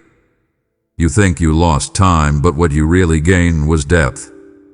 While you thought you were delayed, I was digging, deepening your discernment, strengthening your foundation, teaching you how to trust me, not just for the promise, but through the process. And now, because your heart is postured in surrender, I'm releasing acceleration. Do you understand what that means? It means I will collapse the time it should have taken. You'll see doors open that should have taken years. Relationships align that should have taken decades. Resources released that don't make logical sense. This is not the kind of movement that comes from effort. It's the kind that comes from encounter. You're stepping into rooms where others had to hustle to get in, but you'll be invited in by my hand. You'll speak and see sudden shifts. You will dream and watch things fall into place without manipulation. That's what divine acceleration looks like. Not chaos, not striving, but synchronized unfolding. And it's not a reward for perfection. It's a manifestation of my covenant faithfulness. So exhale. Lift your head. The clock is not your enemy. It's my servant. And I'm turning it in your favor. The years that felt wasted, I will repay. The moments that felt missed, I will restore. The doors you thought were closed forever, I will reopen them bigger, wider, better. Because I never needed time to fulfill my word. I just needed your trust. And now, with that trust in place, I say to you, acceleration begins now. Not by might, not by power, but by my spirit. I want to pull back the veil and show you what really happened while you were waiting. You assumed the delay meant disqualification, that while others advanced, you had somehow missed the mark. That maybe, just maybe, I had skipped over you. But you could not have been more wrong. You see, delay in my hands is never rejection. It is refinement. You weren't passed over. You were set apart. Because the assignment I placed on your life was never meant to be carried by someone casual. It is sacred. And sacred things take time. Sacred things must be hidden until they are ready. And you, my beloved, were not being sidelined. You were being sanctified. You thought you were falling behind, but what you didn't see was that I was placing you ahead, in a category all your own. I was not comparing you to others. I was protecting you from the crowd. I didn't want you to get lost in the noise. I wanted you to rise in the silence. I didn't allow you to be caught up in trends or pressured by timelines. I needed you to learn how to hear me in the quiet, how to discern my whisper in the absence of applause. And you did. You learned to wait when others rushed. You learned to trust when others panicked. And that's what made you different. That's what made you ready. Because now, when I release you, and I am releasing you, it won't be as a seeker of attention. It will be as a carrier of presence. You will need to push your way forward. You'll be pulled by purpose. You won't have to shout your qualifications. Your weight will speak louder than your words. And people will wonder why there's something about you that feels different. It's because you were formed in a different furnace. Not one of fame but of faithfulness. Not one of ambition but of adoration. The delay didn't damage you. It distilled you. It removed the excess. It purified your motives. It made your yes louder than your insecurity. And now you walk not as one trying to prove, but as one who's already approved. So don't curse the years that felt slow. They were the very years I used to set you apart. And now, as you step forward, know this: your distinction was not accidental. It was intentional. Others ran ahead with speed, but you waited in my strength. And that strength will carry you further than striving ever could. You are not late. You are right on time. Not to blend in, but to stand out. And I, your father, your author, your finisher, I am proud of the pace you kept. Because it wasn't the pace of pressure. It was the pace of purpose. Child, let me speak to the graveyards in your soul, the places you quietly buried hope, the dreams you walked away from with tears in your eyes, the visions that once burned in you but dimmed under delay, disappointment, and defeat. I know where you buried them. I stood with you as you placed them beneath the soil of surrender, whispering, maybe it just wasn't meant to be. But I never left those dreams. I never turned my face from that place. In fact, I've been hovering over that soil. I've been breathing over the bones of what you gave up on. And now, I say to you with divine fire in my voice, it's time to come back to life. This isn't just about restoration. This is resurrection. And resurrection means something was dead. Truly dead. Not sleeping. Not delayed. Dead. But with me, dead things are never the end. They are simply the beginning of glory. Lazarus was 4 days gone when I called him forth. And what I'm calling forth in your life now has the same power on it. The same force. The same holy breath. You thought the season was over. But I declare, the season is being rewritten. What you thought was final is becoming foundational. The dream that laid cold and silent in the dirt is now rising with fire. Not because you tried harder, but because I'm moving now in power. And when I move, the impossible bows. You'll feel it first as a flicker, a thought, a sudden stirring in your spirit, a holy nudge that says, could it be again?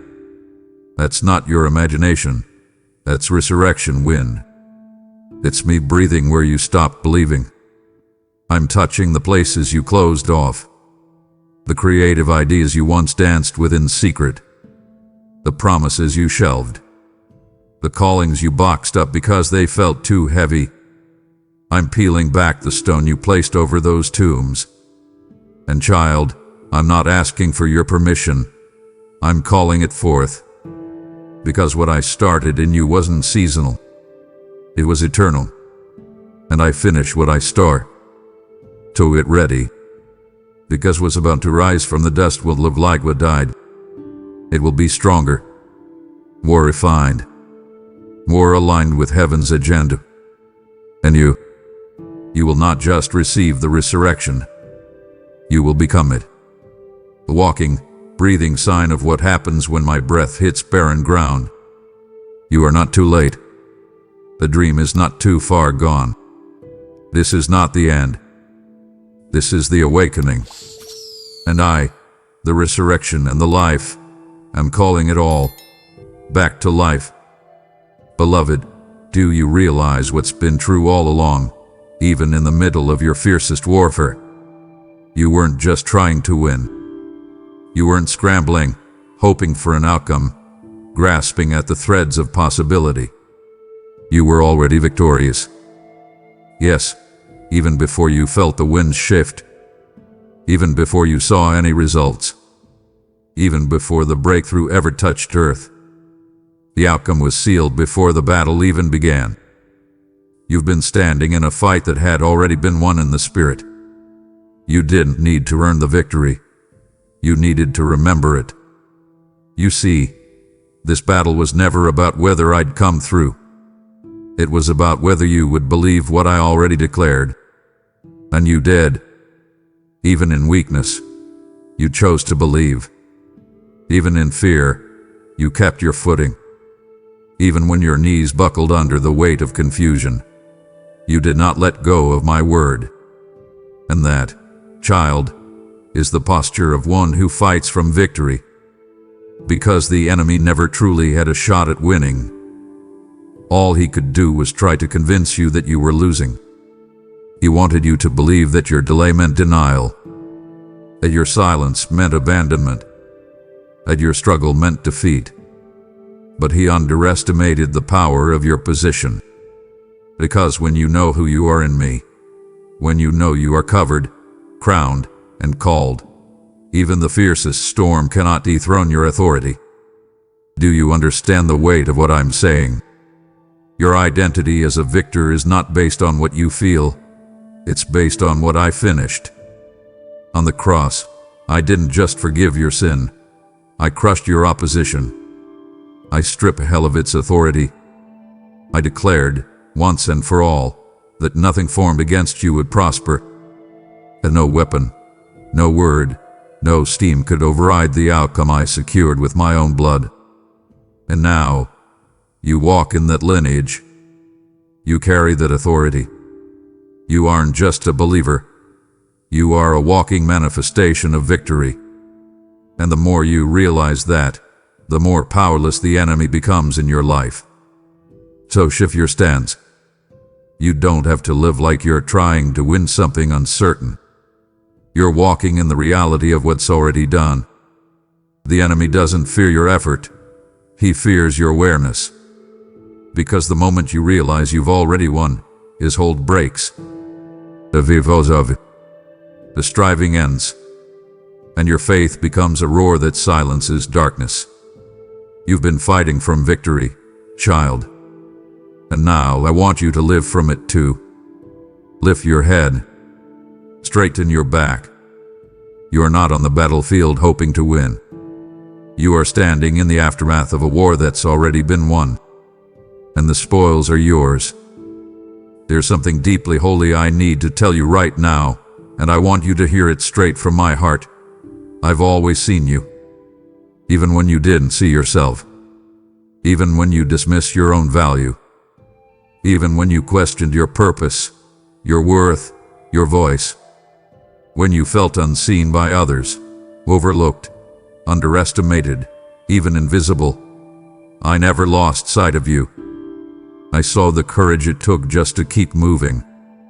I saw the gold beneath the layers of self-doubt. I saw the gift in you long before the platform existed. You looked in the mirror and saw uncertainty. I looked at you and saw destiny wrapped in humility. And now, I'm revealing to the world what I've always known about you. You spent years cultivating your heart in hidden places, praying with no audience, loving people who never said thank you, obeying when it cost you everything. And while others were busy chasing validation, you were busy building depth. And now, the time has come. Not for your ego to be inflated, but for your purpose to be elevated. I'm causing people to take notice. I'm aligning connections. I'm stirring hearts to honor you, not because you begged for it, but because your consistency deserves it. You are not being discovered. You are being revealed. The layers that obscured you are falling off, and those who once couldn't see your light will now be unable to ignore it. But child, understand this. I didn't need others to see you before I used you. I've been using you all along. I've been watching you steward the small with excellence. I've been multiplying the little because of your faithfulness. And now, the shift will feel sudden to others, but not to you. You'll feel the weight of it, yes, but you'll also recognize the rightness of it. Because this is not the reward of striving. It is the fruit of your surrender. What I've placed on your life is rare. It's oil extracted from crushing, not charisma. It's authority born in the wilderness, not in a spotlight. And that's why I've preserved you. Because now, when they see you, they won't just see talent. They'll feel my presence. So get ready. Your voice is about to carry weight in rooms that once rejected you. Your name is being whispered in places of influence, not because you chased after it, but because I went before you. This is not about fame. It's about fulfillment. The fulfillment of every promise, every whisper, every night you wept asking me, "Do you really see me?" Yes, and child, I saw you then. I see you now. And I'm making sure the world sees what I've always known. You are chosen. You are appointed. You are more than seen. You are sent. My child, the breaking didn't come to destroy you. It came to define you. I know it didn't feel like that at the time. The pain was so loud. The confusion so thick. The ground under your feet shifted so violently, you didn't know if you'd ever stand again. Everything you counted on crumbled. Everything that felt secure suddenly became fragile. And in those moments, raw, aching, breathless, you whispered to me, "God, is this the end?" And I answered with silence, not because I wasn't present, but because I was working underneath your questions. What you thought was breaking was actually birthing. What felt like collapse was actually construction. You see, I had to break what couldn't carry the next season. Not to punish you, to preserve you. There were structures, beliefs, patterns, and connections that seemed solid, but were secretly fragile. They looked sturdy, but they were silently leaking your strength. And I love you too much to let you build your future on a faulty foundation. So I allowed the shaking. I allowed the tearing. Because you needed to know. You are not defined by what breaks. You are defined by what emerges from the breaking. And what is emerging now is not a shattered version of you. It is the truest version of you. The you who's no longer pretending. The you who doesn't perform. The you who walks in truth, even when it costs everything. I am the God who multiplies through breaking. Didn't I do it with the bread in the wilderness? It wasn't multiplied until it was broken. And you are my bread. You are my offering. And the breaking has positioned you for distribution. You are not just being restored. You are being released. You are now carrying a weight of wisdom, an authority of compassion, a presence that can only be found on the other side of pain. You are no longer shallow. You are substance. You are not just filled, you are poured out. And those around you will be fed by the very places where you once bled. The wounds that cried out, "Why?"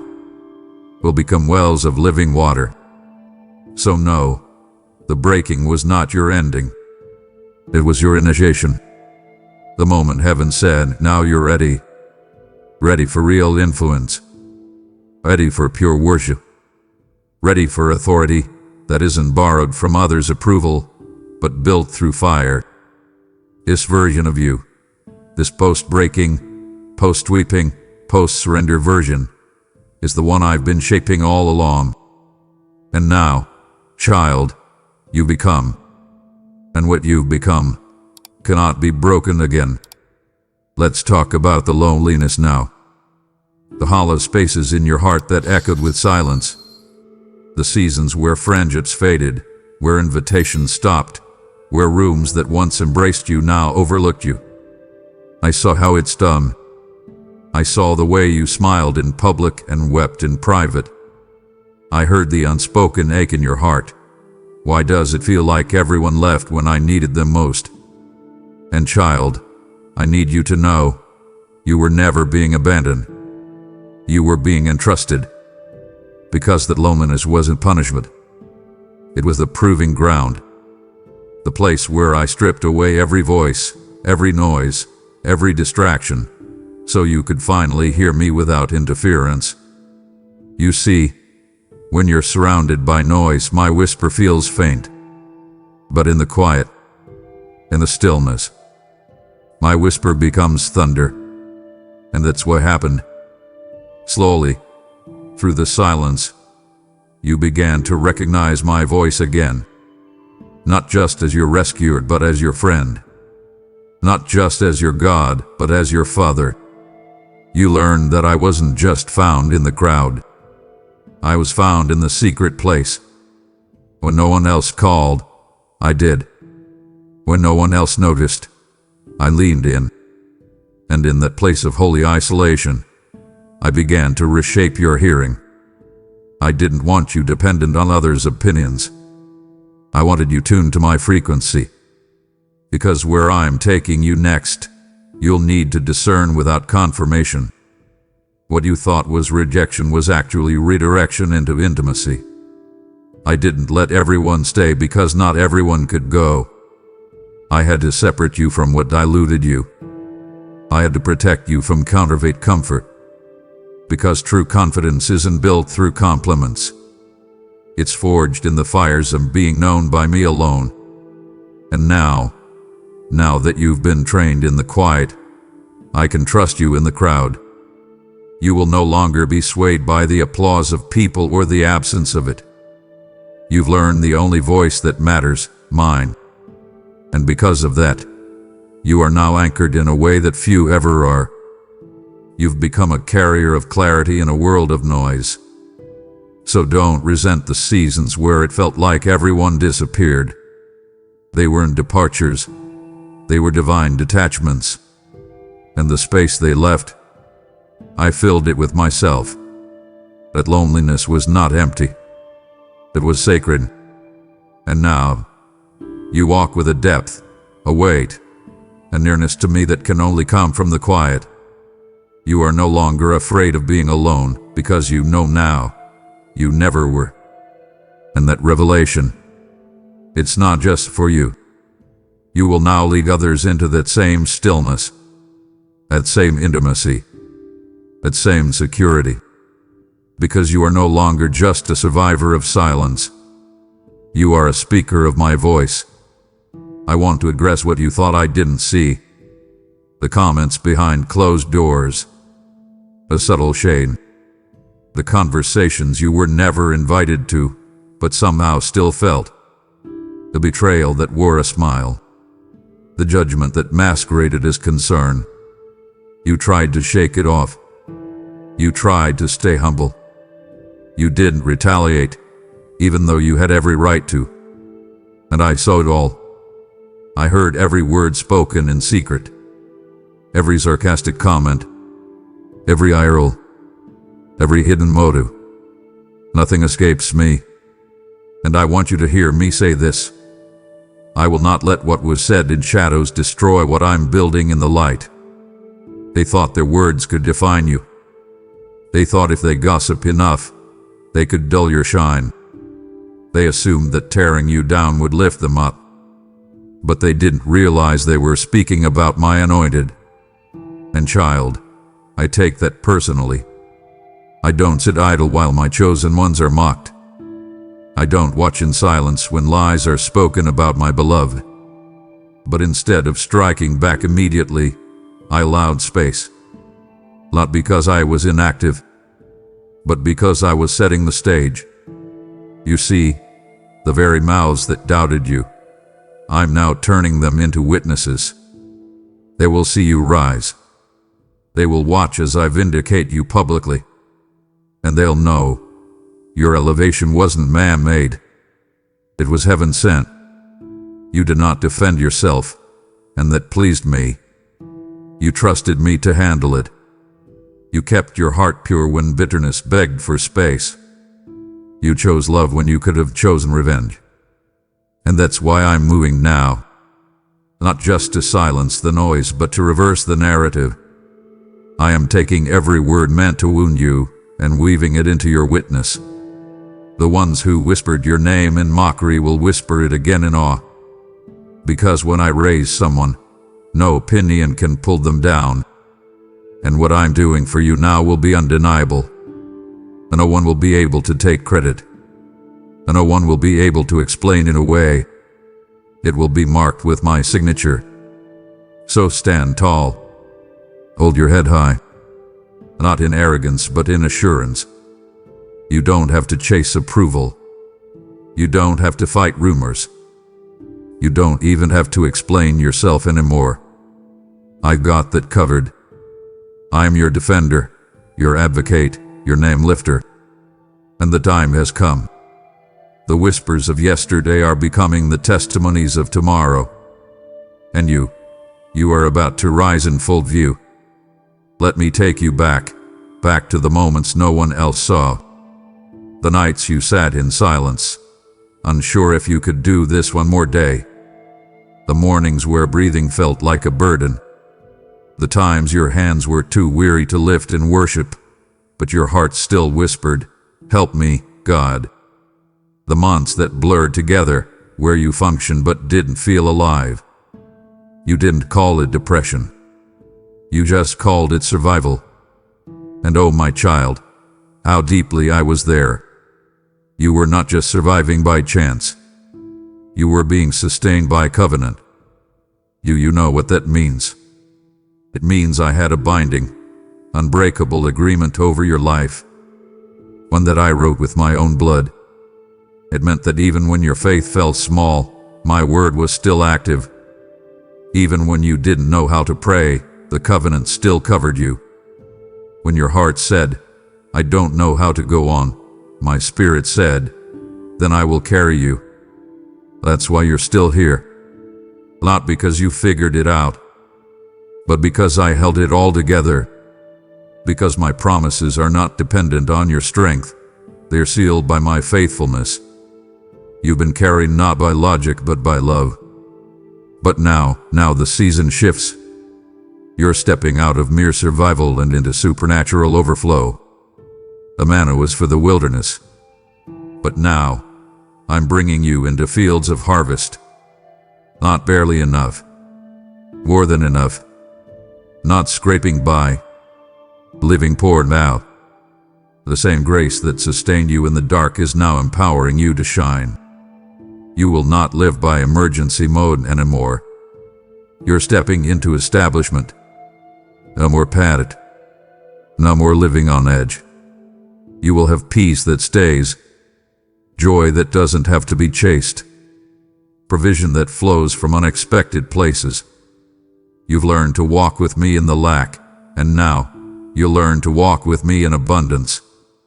Let this sink in. I didn't just keep you alive. I kept you aligned. And now, because you stayed with me, because you didn't abandon your post, I am releasing covenant-level overflow. The kind that makes people ask, how? And the answer will be simple. God did it. You didn't just survive. You were preserved for this moment. And now, the floodgates open. Listen closely now, child, because this is the turning point. Everything up to this moment has been building here. The warfare, the weeping, the wrestling, it all led to this threshold. And today, I declare it to you with heaven's authority. Your test is over. Not just pause, not temporarily eased. It is finished. The season that pressed you to your limits, I now call it complete. And with that declaration, something divine is being activated. You're not just walking out of pain. You're walking into power.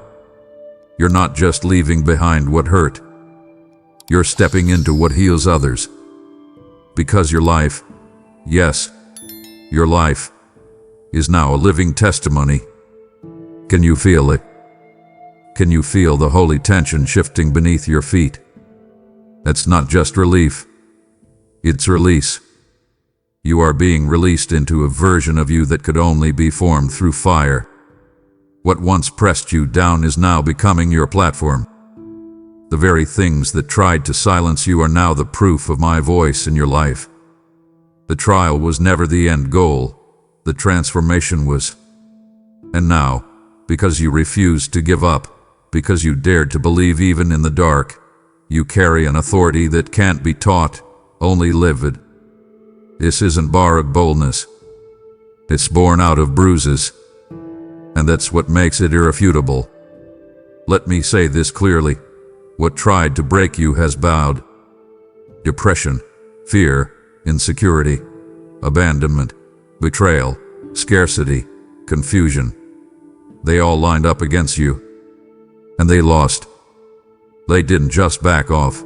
They submitted. Because in you, I have built something hell cannot shake. You don't just have a story. You have a sword. You don't just have experience. You have evidence. And now, the same voice that cried out in desperation will become the voice that sets captives free. Because your scars are not shameful. They are signposts. Every mark on your heart is a map for someone else's freedom. And you, my beloved, are no longer just a survivor.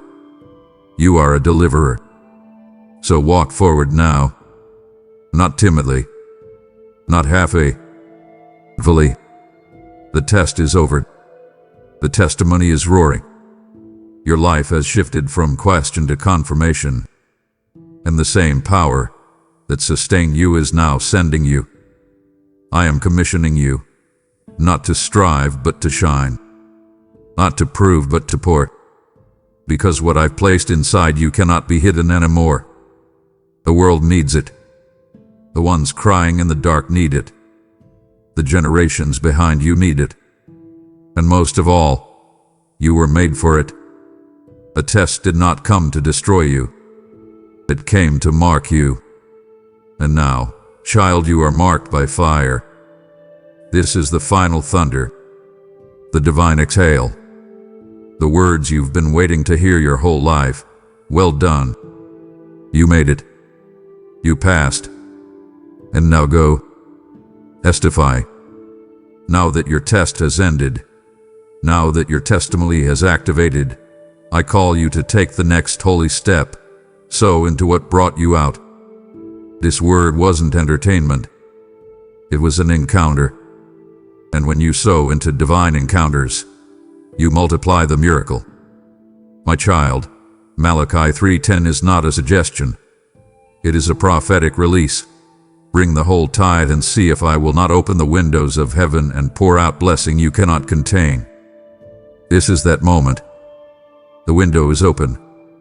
And your gift, through super thanks, membership, with a PayPal river below, becomes the bridge for others to cross out of their test into their turnaround. I will bless your obedience. I will guard your seed. I will reward your faith. Give now, and watch heaven pour. And now, my child, I want you to respond to what your spirit already knows is true. Don't let this moment pass like another whisper in the wind. Declare it boldly in the comments below. My test is over, and my testimony begins today. When you write it, you are not just typing words, you are prophesying your own shift. You are marking the atmosphere with faith, stamping your season with my authority. I am watching. Heaven is echoing, and hell is trembling, because when you speak what I've already decreed, nothing can stop what comes next. And As you speak, my child, come closer. Quiet your heart for a moment and listen to my voice. I know that knot of worry you feel in your stomach when you think about tomorrow. I see the pressure building at your job, the unspoken tensions in your family, and the deep ache of feeling overlooked and forgotten. You have looked at the calendar so many times, wondering, how much longer? You have whispered prayers into your pillow at night, asking me when this long, hard season would finally end. Today I am answering you. I speak a word from the throne of grace, a decree that silences every other voice of doubt and fear. Your season of trial has reached its appointed end.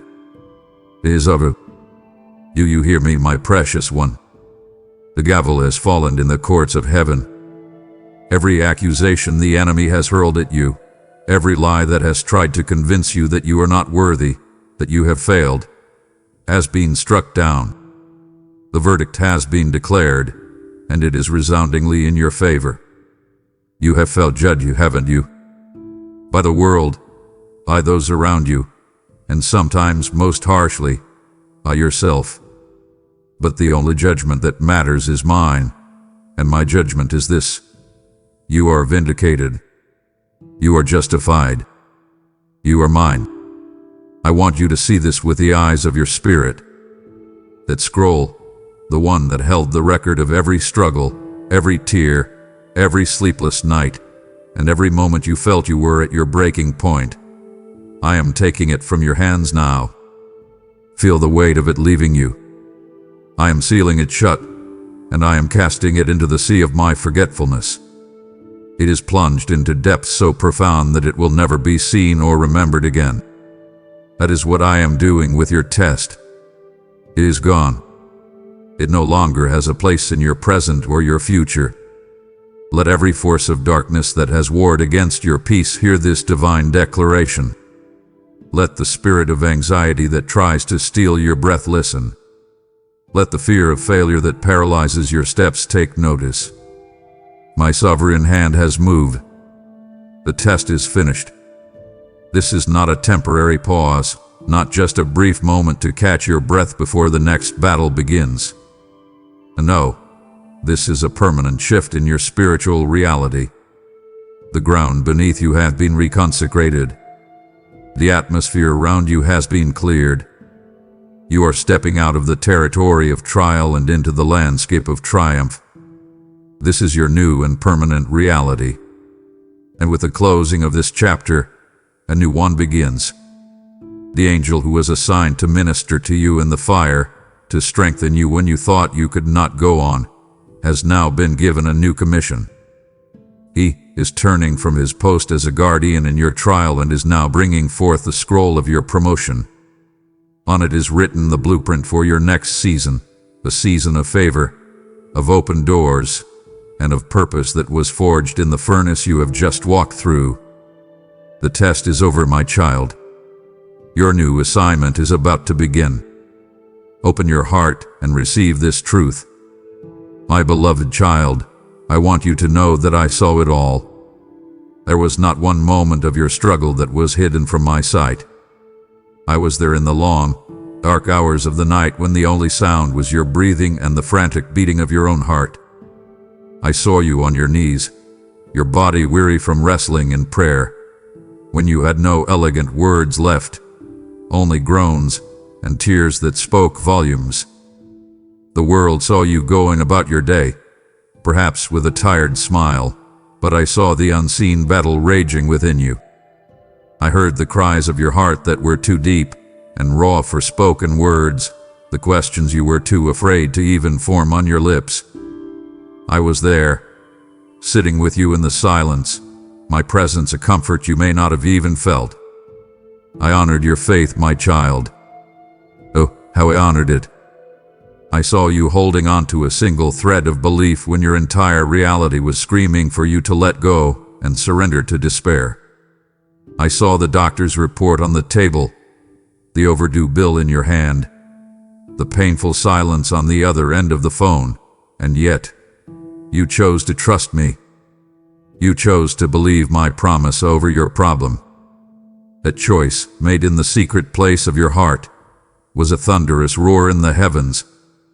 Your integrity, your unwavering commitment to righteousness when the easier path of compromise was wide open before you, has ascended as a sweet and pleasing aroma to me. You could have cut corners. You could have shaded the truth for some temporary relief. But you chose the harder path of honor. That is not gonna notice. And your strength, the strength you showed when you chose to forgive. It was not a simple or easy thing. I saw the wound, still fresh and bleeding, and I watched as you made the agonizing choice to release the person who inflicted it. That was not weakness, my child. That was the very strength of heaven operating through you. That act of forgiveness was recorded not as a footnote, but as a headline in your heavenly account. It was a victory of the highest order. So hear me now. Every time you chose hope over fear, every time you got back up after being knocked down, every quiet act of obedience when no one was watching, I saw it. I counted it. And I am telling you today, your faithfulness in the hidden battles has qualified you for an open reward. Your struggle was not in vain. It was the training ground for your reign. Listen to me. Today, the sound you hear is the shattering of chains. The chains of your past failures, the ones that have replayed in your mind 1,000 times, are now broken. The business that failed, that relationship that ended in heartbreak, those words you spoke that you wish you could take back, they do not define you anymore. I am wiping the slate clean. The regret that has clung to you like a heavy shroud is being lifted by my sovereign hand. Today, I sever your connection to the person you used to be, so you can fully embrace the person I have called you to be. More than that, I am breaking generational chains. That pattern of anger you recognized from your father, that undercurrent of anxiety that has run through your family for as long as you can remember, that spirit of lack that has tried to claim your bloodline, its claim is now nullified. By the authority of my name, I declare that this destructive inheritance stops with you. You are a pattern breaker. The curse is broken, and a new legacy of blessing, peace, and wholeness begins right now with you. You will not pass down the brokenness you inherited. You will pass down the wholeness you have received from me. Feel this in your body, my child. The yoke of anxiety and the heavy burden of fear are being physically lifted from your shoulders. The tension you carry in your neck, the tightness in your chest, release it. I am taking it from you. I release you from the prison of other people's opinions. For too long, you have lived according to their expectations, chained to their approval, terrified of their judgment. That ends today. Their validation is no longer your source. I am your source. Their opinion is no longer your mirror. My word is your mirror. Walk forward in a new and glorious freedom, the freedom of being fully and completely accepted by me. Whom I set free is free indeed. The cycle of disappointment that has plagued your journey, where you get your hopes up only to have them dashed, is now broken. I am restoring your ability to hope again, to dream again, not with the fear of being let down, but with the confident assurance that I am a father who finishes what he starts. My child, I need you to understand the purpose of the fire you have just walked through. It was never meant to consume you or destroy you. It was a refiner's fire, and its purpose was to purify you, to burn away everything that was not of me. The flames burned away your self-reliance, so you would learn to depend solely on my strength. They burned away your pride, leaving behind a beautiful humility. They burned away your fear, forging in its place a resilient and unbreakable faith. You have been in the crucible of affliction, and you have come forth as pure gold, reflecting the image of my Son in ways you never could have before.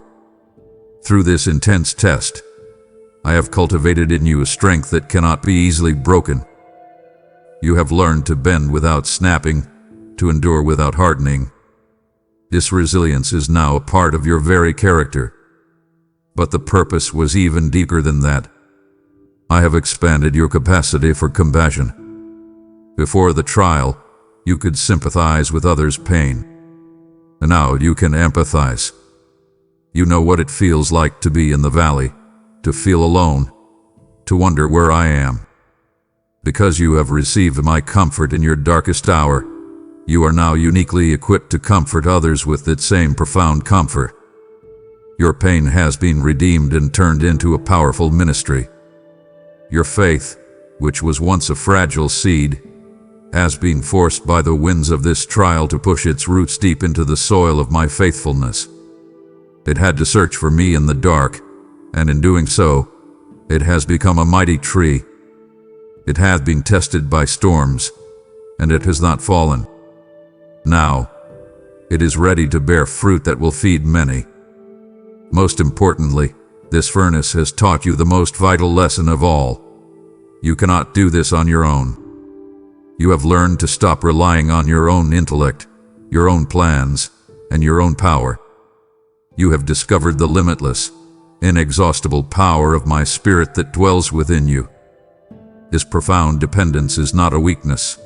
It is your greatest strength and the key to the victorious life I have planned for you. You have not been scarred by the fire. You have been consecrated by it. Now lift up your eyes. The season of closed doors and brick walls is over. Behold, I have set before you an open door, and absolutely no man, no devil, no circumstance can shut it. The very opportunities you prayed for, the ones that seemed impossible just a short time ago, are now beginning to appear on your horizon. That application you sent that you thought was lost, that connection you thought went cold, that dream you thought had died, I am breathing life into them right now. Prepare yourself, for things are about to move forward. I am releasing divine connections into your life. I am arranging conversations and orchestrating encounters for you. I am putting your name and your story into the minds and mouths of destiny helpers, people you have never even met who hold keys to the rooms I am calling you to enter. Pay attention to the people I bring across your path. They are not there by accident. They are my provision for your next assignment. And where you once met with constant rejection and resistance, you will now experience my supernatural favor. You will find hearts have been softened. You will find that minds have been changed. Where the answer was no, it will suddenly become a yes. Do not be surprised by this. This is my favor, going before you like a shield, clearing the way. I am unlocking gates of provision for your life. That financial pressure that has been so suffocating is coming to an end. I will give you divine strategies and ideas. I will bring resources from places you least expect. But these doors are not just about your career or your finances. I am opening doors to deeper influence, to new territories of purpose, and to a greater impact for my kingdom. I am calling you out of the small place of survival and into the wide open space of your calling. You may feel a tremor of fear or hesitation because of past hurts. That is simply the shadow of an old, closed door. This one is new. This one is from me. Step boldly through it, my child. I have already gone ahead of you to prepare the way. My child, stay with me. What I have shared is only the foundation. To leave now would be to walk away with the keys to your new house but never see the rooms I have prepared for you inside. My heart longs to show you everything. You not grieve my spirit by being satisfied with only the beginning of your blessing. My child, hear the heart of your Father. The enemy came to steal, kill, and destroy.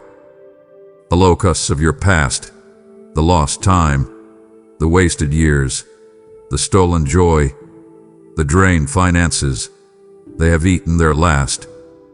Today, I, your Redeemer, am commanding a sevenfold restoration. This is not about just getting back what you lost. It is not about simply returning to where you were before the test began. I am bringing you into a place of abundance that far exceeds what was taken. The years of waiting will be redeemed with a harvest of purpose so great it will make you forget the sorrow of the drought. I am speaking restoration over your physical body. The stress and trauma of this season have taken their toll. The sleepless nights, the constant worry, it has left its mark. But today, I release my healing virtue into you. I am commanding strength to return to your bones and peace to your nervous system. I am breathing my life back into the weary places and restoring the energy and vitality the battle has stolen from you. My peace, which goes beyond all understanding, will guard not only your mind but your physical being as well. I am restoring relationships that were broken and seemed beyond all hope of repair. Those harsh words spoken in the heat of a painful moment, the distance that grew between you and someone you love. I am the God who mends. I am softening hearts. I am creating pathways for forgiveness and reconciliation. Do not give up on that person, for my love is a cord that can bind up even the most fractured bonds. And that hope, that specific dream you held so dear that was deferred for so long it made your heart sick, I have not forgotten it. Now is the time for its fulfillment. Prepare yourself, for your season of sorrow is being turned into a season of unimaginable joy. Your future will be so much brighter than your past that the memory of your pain will be completely eclipsed by the glory of your restoration. Your latter days will truly be greater than your former. This is my promise to you. My child, as this new day dawns, I want you to breathe in and receive something new from me. This is more than just a feeling of relief. It is a tangible impartation from my spirit. I am releasing a fresh outpouring, a new anointing upon you for the new assignment that lies ahead. You will feel this as a new clarity in your mind, a settled calm in your spirit, and a fresh wave of courage rising in your heart. It will be like the moment the fog lifts on a misty morning and you can finally see the road ahead with perfect vision. This anointing is the spiritual equipment you need for the territory I am giving you. You have been faithful in the valley of your trial, and now I am anointing you for the mountaintop of your purpose. This is my seal upon you, a visible and palpable sign that my hand is on your life for a greater purpose. With this anointing comes a new mantle of authority. I want you to understand what this means in your everyday life. It is not about a title or a position. It is a spiritual weightiness that will rest upon you. Where your words once felt light and were easily dismissed, they will now carry a divine gravity. When you speak, people who once ignored you will find themselves leaning in, their spirits recognizing that you are speaking from a place of deep experience with me. In situations where you once felt powerless and intimidated, you will now stand with a quiet confidence, not in yourself, but in me. This authority will manifest as favor in your workplace, as wisdom in your home, and as influence in your community. You have been through a spiritual boot camp, and you have graduated. You now carry the rank and authority that your training has earned you. Do not shrink from it. I am calling you to walk in it with humility and boldness, knowing that the authority you carry is not your own. It is mine, flowing through you. I am anointing your voice to speak with power, and I am consecrating your hands to do my work. In that tense family meeting, you will be the one to speak a single sentence of wisdom that brings peace and clarity. When you pray for a friend who is sick, they will feel not just your sympathy, but my tangible healing power flowing through your hands. The work you do, whether you are typing an email, building a project, creating art, or preparing a meal, will be blessed. Your hands are now consecrated vessels for my creativity and blessing to flow into the earth. And you will begin to operate in spiritual gifts you did not even know you possessed. A word of knowledge for someone in need will drop into your spirit. A sudden insight into a complex problem will be given to you. Do not be afraid of this. This is simply me entrusting you with more of my tools because you have proven yourself to be a faithful steward. This anointing, this authority, these gifts, they are not trophies for you to display. They are tools for you to use. They are given for one purpose, to build my kingdom and to be a vessel for my glory to be revealed in the earth. You are the conduit. I am the source. Stay connected to me, and the power will never cease to flow. I want you to be still and just listen for a moment. The entire soundtrack of your life is changing.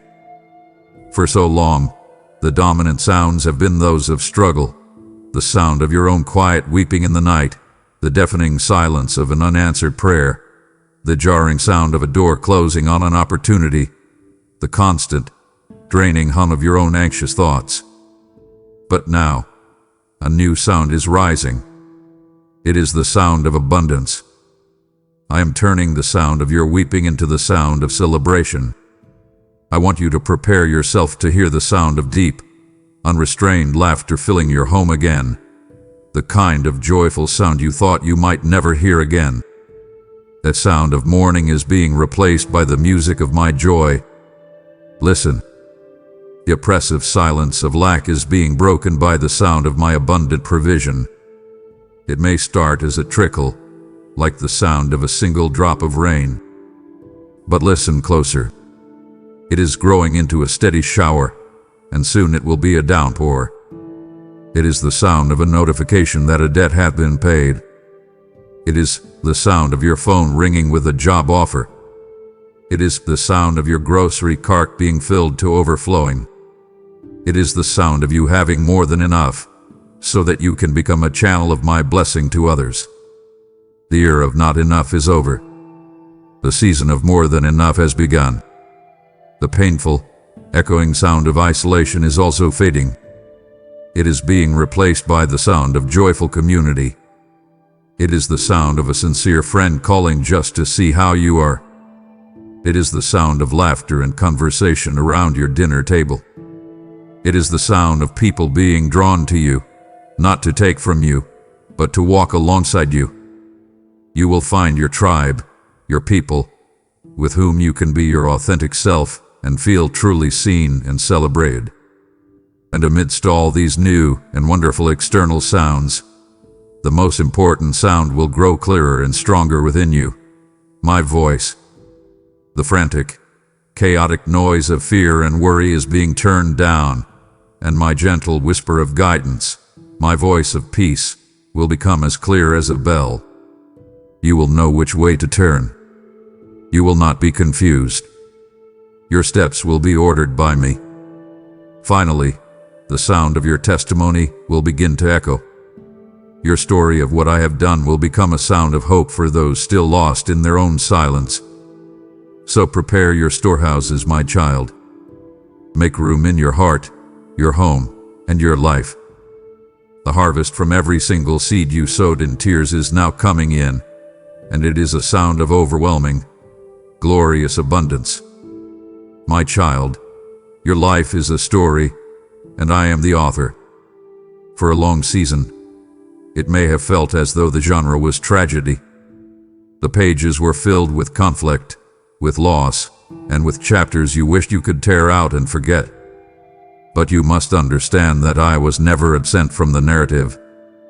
I was there, in every line, working all things together for a purpose you could not yet see. And now, the plot is taking a divine turn. I am taking the pen with divine authority, and I am writing your story. I am taking the ashes of your past, the ashes of that burned-out dream, the ashes of that broken relationship, the soot and smoke of every painful memory, and I am not just sweeping them away. No, I am using those very ashes as the raw material to create a masterpiece of my beauty and grace. Your life will become a living mosaic, where the broken pieces are put together in such a way that they display my redemptive glory. The central theme of your story is no longer the trial. That was a crucial and character-defining chapter, but it was not the whole book. Today, I am giving your story a new theme: triumph. From this day forward, when people read the story of your life, they will not be focused on your struggle. They will be in awe of my strength that brought you through. The narrative is no longer about the pain you endured, but about the redemptive power I have displayed. You yourself will begin to see your past not as a source of shame, but as the powerful backstory that gives your testimony its profound impact. You have earned every bit of your victory, and now you will walk in it. Because I am writing your story, I am also giving you a new title. I am striking through the false titles the accuser tried to write over you: failure, forgotten, damaged, not enough. All of those are erased by the blood of my Son. And in their place, I am writing your true and eternal title in letters of gold: more than a conqueror through Christ. This is who you are now. This is your unshakable identity. I want you to let this new title sink deep into your soul until it silences every lesser voice. Your life, my beloved, is becoming a living letter written by my own hand.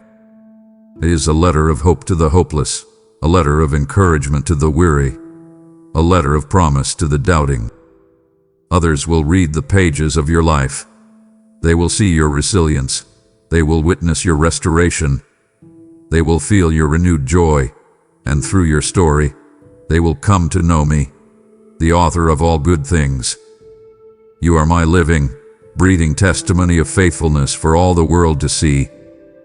My child, your time in the furnace was not just about endurance, it was about expansion. The intense pressure and heat of your trial were a form of spiritual excavation. It was a painful process, but it was necessary to create new space within you. It carved out a deep, new capacity in your spirit to receive and hold my wisdom in a way that was impossible for you before. In the past, you could only hold a cupful of my understanding, and it would often spill over in times of stress. But now, because of the depth that has been carved into you, you have the capacity to contain a river of my divine wisdom. This is one of the greatest rewards of your test. You are now entrusted with more, because your vessel hath been made larger. This new level of wisdom will fundamentally change the way you see and interact with the world around you. Where you once saw an impossible problem, a mountain of opposition blocking your path, you will now see the situation through my eyes. A pathway that was always there but was hidden from you will suddenly become clear. While others around you are running in circles, filled with panic and confusion, a profound sense of calm will settle over you. A divine solution, a heavenly strategy, will drop into your spirit with startling clarity.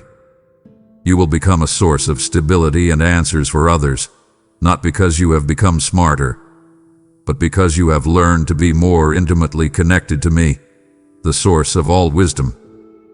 This will be intensely practical. I am not speaking of abstract philosophical knowledge. I am releasing heavenly strategies for your everyday life. I will give you a specific blueprint for how to bring order to your family's finances. I will give you the exact words to say to de-escalate the tense conflict with a coworker or family member. I will give you a creative and innovative plan for your business or ministry that will cause it to flourish. These will not be generic principles. They will be tailor-made strategies downloaded from heaven directly to your spirit for your unique situation. Along with this, your spiritual discernment is being sharpened. You will be able to instantly sense when a situation is not right. You will recognize a counterfeit opportunity that looks good on the surface but would lead you down the wrong path. You will discern the motives of people's hearts. This gift is for your protection, to guard the new season of blessing I am leading you into. My word will become a living lamp to your feet, with scriptures illuminating your very next step. This wisdom will be your shield and your guide, positioning you not just for a momentary breakthrough, but for a lifetime of divine success. My beloved, can you feel the weight and glory of what I am declaring? There is so much more I must tell you, truths that will anchor these promises in your spirit. To stop listening now would be to accept a partial victory, and it would ache my heart to see you settle for less than the complete triumph I have for you. Stay, for the most personal revelations are yet to come. My child, I want you to look at the scars that this last season has left on you. Do not look at them with shame. Do not try to hide them. I want you to see them as I see them. They are emblems of a great victory. They are not marks of your failure, but beautiful proof of your survival and my faithfulness. Every scar tells a story of a wound that has been healed, a battle that has been won. Those scars are now your sacred credentials. They have qualified you for the profound and holy ministry of bringing my comfort to a world full of pain. You are no longer just a survivor of the fire. You are now one of my chosen firefighters, equipped to rescue others who are still trapped in the flames. Because you have known the depths of brokenheartedness, you are now a healer to the brokenhearted. Because you have wrestled with the suffocating darkness of despair, you are now a carrier of my authentic hope to those who are on the verge of giving up. Your own experience with suffering has birthed within you a profound empathy, and this empathy is a master key. It can unlock the doors of the most guarded and wounded hearts. People will sense the sincerity in your voice and the understanding in your eyes. They will trust you with their deepest pains, because their spirit will recognize that you truly get it. You are not speaking from a place of theory. You have been in the trenches where they are now. I am going to begin arranging divine appointments for you. You will find yourself in a seemingly random conversation at the grocery store, or sitting next to someone on a bus, and you will suddenly know that I have set up this encounter. You will feel a nudge from my spirit to share a small piece of your story, to offer a word of encouragement, and you will watch as that word becomes a life-saving anchor for their soul. You will not be ministering from a textbook or a sermon you once heard. You will be pouring out for them from the deep well of your own personal experience with my grace, my comfort, and my redemptive power. And here is the beautiful secret you will discover. As you become a conduit of my comfort to others, you will find that your own healing goes to a new and even deeper level. In the act of comforting, you will be comforted. As you bind up the wounds of others, your own scars will be more beautifully healed. Your pain has been fully redeemed, my child. It has been transformed from a weapon that was used against you into a powerful tool in your hands for the healing and encouragement of many. My child, I am giving you a gift today. It is not something you can buy, and it is not something you can earn through your own efforts. It is a gift that flows directly from my throne, purchased for you by my Son. I am giving you my peace. I am not speaking of the world's version of peace, which is merely the absence of conflict and can be shattered in a moment. I am giving you a peace that surpasses all human understanding. It is the profound, unshakable calm you will feel in the very center of your spirit, even when the storms of life are raging around you. It is the quiet stillness in your heart when you receive a difficult phone call or face an uncertain future. This peace will not make sense to your logical mind, which will be screaming that you should be worried, that you should be panicking. That is how you will know it is from me. It is the supernatural tranquility that is not dependent on your circumstances, but is anchored in my unchanging character. This peace is your new reality. This peace has a specific assignment in your life. It will stand guard over your heart and your mind. I want you to picture this peace as a mighty, vigilant sentinel, stationed at the very entrance of your inner world. When a thought of anxiety tries to sneak in, this peace will challenge it and turn it away. When a dart of fear is launched at you from the enemy, this peace will act as a shield, extinguishing it before it can find its mark. For too long, your mind has been a battlefield of what-ifs and worst-case scenarios. You have worried about your children, your health, your finances, your future. From this day forward, my peace will govern the territory. When those old, familiar worries try to rise up, you will feel my peace rise up stronger, whispering to your soul, "Be still. I am in control." This peace will become the gatekeeper of your thoughts, allowing only what is true, what is noble, what is right, and what is pure to enter. The anxieties that have tormented you, the ones that have felt like a loud, relentless bully shouting in your ear, will begin to lose their power. In the atmosphere of my presence, which you now carry with you, their booming voice will diminish to a faint whisper. You will find that the old triggers, a stressful email, a sudden expense, a negative comment, no longer send you into a spiral. You will notice the stressful event, but you will be more aware of my peace within you, holding you steady. This is not because the problems have all vanished, but because your spirit is no longer enslaved to them. You will also become a carrier of my peace. You will not just possess it, you will transmit it. You will walk into a tense meeting or a chaotic family gathering, and your calm, non-anxious presence will change the very atmosphere in the room. People will not know why, but they will feel calmer when they are around you. You will become a thermostat for my peace, setting the temperature of your environment, rather than a thermometer that simply reflects the anxiety around it. Rest in this, my beloved. Cease your striving. The battle for your peace hath been won. You no longer have to fight for it. You simply have to live from it. It is your eternal, blood-bought inheritance. My child, as this unshakable peace settles into your soul, I know a holy desire is rising within you to share this profound gift with others. This is my heart beating in yours, for there are countless souls still trapped in the storm of their trial, desperate for the very peace you now possess. I declare over you the living words, "Give, and it will be given to you." For every seed you sow now becomes a river of my peace flowing to a thirsty soul and a beacon of my light in their darkest night. This is a prophetic moment to turn your gratitude into a powerful act of worship that multiplies this message across the earth.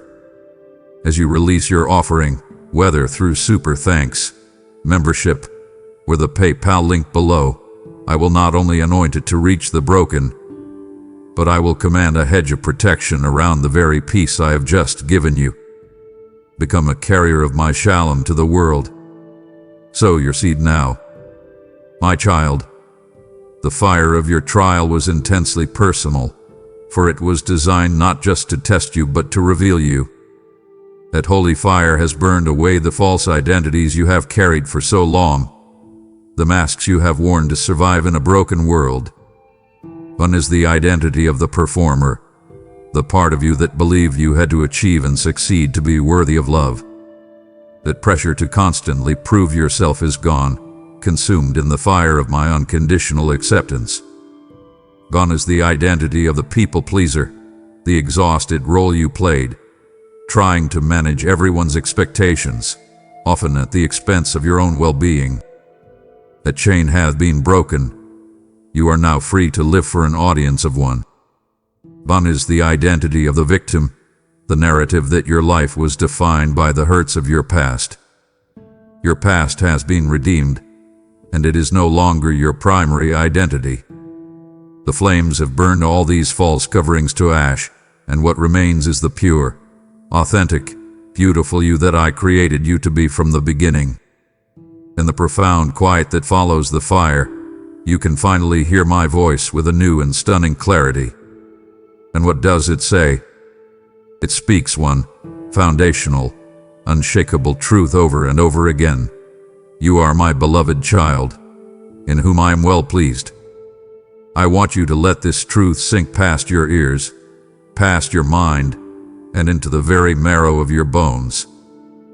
This is no longer a theological concept for you to simply agree with.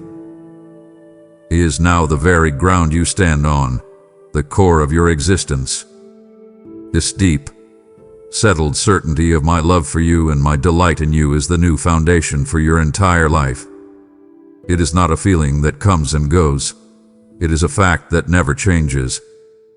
This leads to the most liberating shift of all. Your life is no longer based on your performance, but on your position. For so long, you have lived under the cruel tyranny of performance-based worth. Your sense of value would soar on a day of success and plummet on a day of failure. That exhausting roller coaster is over. Your worth is now permanently and eternally fixed. It is not based on what you do or do not do.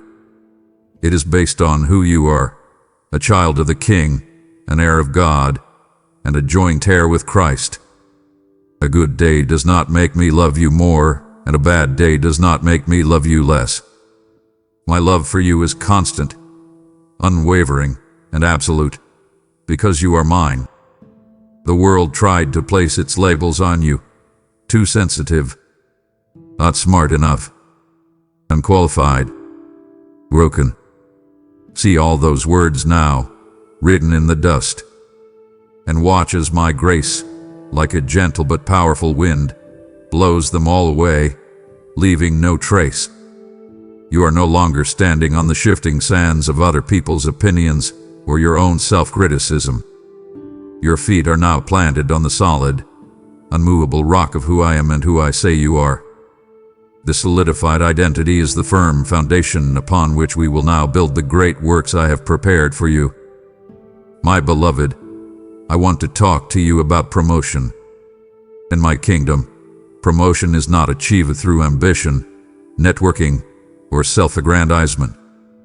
It is earned through faithfulness in the dark, when no one is watching.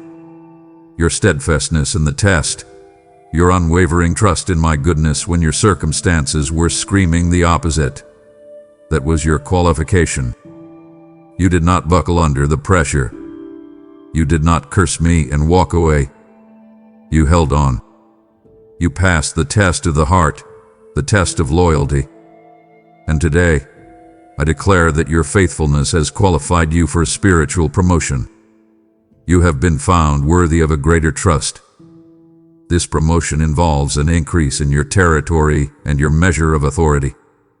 When I speak of territory, I do not just mean physical land or a bigger office. I mean your sphere of influence. Your words will now carry more spiritual weight. Your prayers will have a greater and more immediate impact. Your actions will ripple out and affect more people for my kingdom. I am enlarging the ground you are called to take. And to be effective in this new, larger territory, I am giving you a new measure of spiritual authority. This is my divine backing.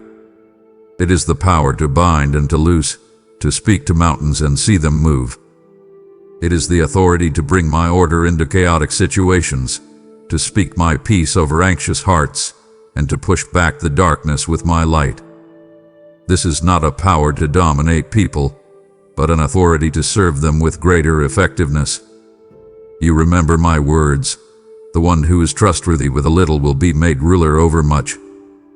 For a long season, you have been proving yourself faithful with the little things, the unseen battles of integrity, the small, consistent acts of obedience, the quiet choice to worship me in the middle of your pain. Because you have been faithful in these hidden things, I am now making you a ruler over much. This means I am entrusting you with greater resources, bigger responsibilities, and more significant kingdom assignments. Do not be intimidated by this. You have been prepared for it. The character that was forged in the fire is the very character needed to handle this new level of blessing and responsibility with humility and wisdom. And the heart of this promotion, the greatest part of it, is not the external increase. It is the internal one. With this new standing comes a new level of clearance in the Spirit.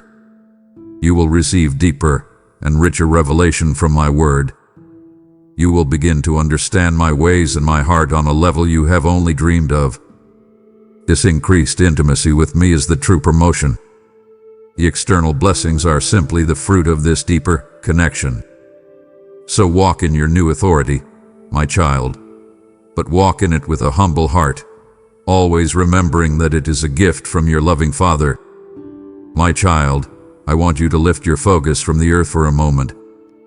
I want to pull back the veil that separates the seen from the unseen and let you hear what is happening right now in the heavenly realms, all because of you. Your perseverance, your faith, the conclusion of your test, it has not gone unnoticed here. Your victory on earth has caused a great celebration in heaven. This is not a quiet, solemn affair. I want you to hear a thunderous, triumphant roar of joy erupting from the great assembly. The entire population of heaven is celebrating you. The angels who were dispatched to minister to you during your darkest hours, the ones who fought unseen battles on your behalf and strengthened you when you were at your breaking point, they are rejoicing. Their mission in your trial has been successfully completed, and there is great joy among them because you did not give up. You held on to your faith, and their work in you has come to its glorious fruition. And they are not the only ones. That great cloud of witnesses you have read about, the saints and martyrs who have gone before you, the spiritual giants who ran their own grueling races on earth, they see you. They understand intimately what it cost you to finish this trial, and they are on their feet, cheering for you with a holy pride. Abraham is cheering for your faith that believed in the promise. Joseph is cheering for your integrity in the face of injustice. David is cheering for your heart that always returned to me. Esther is cheering for your courage to stand when it was costly. You are not running this race alone. You are surrounded by the champions of heaven, and they are celebrating your victory. And my child, your name is being spoken here, in my very throne room, with great honor and affection. The accuser's attempts to define you by your stumbles have been utterly silenced. Here, you are not known by your struggle. You are known as the one who was tested and found faithful. Your story is being told and retold as a powerful testament to the sufficiency of my grace and the strength of your perseverance. And I, your Father, the righteous judge, am looking at you with a heart full of pride. I am holding a crown of righteousness, inscribed with your name, which is being held for you. It awaits the day that I myself will place it upon your head. So today, when you feel the weight of the world on your shoulders, I want you to stop and remember this heavenly celebration. Let the reality of the cheers from this eternal sideline be your strength on earth. Let the knowledge of the honor with which you are seen here silence any voice of shame or insignificance. Let the joy of heaven be your tangible strength as you step into the new and wonderful season I have prepared for you. My precious one, do you hear the celebration in heaven for you? Do not turn away from this moment of honor. I have revealed your position, but now I must reveal your provision and power. To leave this conversation now would be to silence the cheers and disappoint the heart of a father who has so much more to give. Stay with me. Let me finish what I have started in you today. For a long season, my child, your life has been marked by the word toil. It has felt like every single step forward required a monumental effort. You have been pushing a heavy boulder up a steep hill, and for every foot of progress, you have had to expend enormous amounts of energy. You have been rowing with all your might against a relentless current, feeling exhausted and wondering if you were making any headway at all. It has been a season of striving, of intense effort, and often of fruitless labor. Today, I speak a word that shifts your entire reality. I declare to you that the season of toil is over. Lay down the oars. Let go of the boulder. Your striving has come to an end. You are now stepping out of that season and into a new one. This is the season of my supernatural favor. I want you to understand what this means. Favor is my grace, my goodness, and my power working on your behalf, accomplishing for you what your own hard work and effort never could. It is a divine and unseen current that will now begin to carry you forward. You will no longer have to fight for every inch. You are about to experience a holy momentum, a divine acceleration that can only come from me. You are going to begin noticing a tangible shift in your daily life. Things will start to work for you, instead of everything seeming to work against you. The right people will suddenly call you at the exact right moment. The information you have been searching for will unexpectedly fall into your lap. Doors that were firmly shut will swing open before you without you even having to knock. This is not luck or coincidence. This is my favor, going before you, behind you, and all around you, actively arranging circumstances on your behalf. My blessing on your life in this season will be so evident that it will seem to defy natural laws. It will be like you are sowing seed on what looks like barren rock, and yet reaping 100-fold harvest. The world will look on in amazement, unable to understand how you are flourishing in the midst of conditions where others are struggling. And I am supernaturally compressing time for you. What used to take you years of striving to build or achieve will now be accomplished in a fraction of the time. I am restoring the years that the locusts have eaten by accelerating your progress and fast-tracking your destiny. This is your season of grace upon grace. My goodness is about to overtake you. You will no longer be chasing after blessings. My blessings will be chasing you down and running you over. So I ask you to do one thing. Open your hands. Open your heart. Stop trying so hard to make things happen and simply learn to receive. This is the season to rest in my favor and watch in awe as I work wonders in your life. My beloved child, let us speak about your dreams. I know that during the long night of your trial, you had to let some of them go. It was a matter of survival. You had to focus your energy on simply getting through the day. The dreams of the future, the ones that once filled your heart with excitement and hope, began to feel like a painful luxury you could no longer afford. So, you packed them away in a box and put them in the attic of your heart. Or perhaps, you buried them in the ground of your pain, believing they were lost forever, too broken to ever be revived. I saw you do it, and my heart ached with yours. But today, I, your Redeemer, am walking to that graveyard of your dead dreams. I am standing before the tomb where you laid them to rest, and I am speaking the same word I spoke to Lazarus. Come forth. I am breathing my life back into the dream of a healed and whole family. I am breathing life back into the dream of expressing the creativity I placed within you. I am breathing life back into the dream of having a significant impact on this world. I command them to live again. Now, I want you to listen very carefully.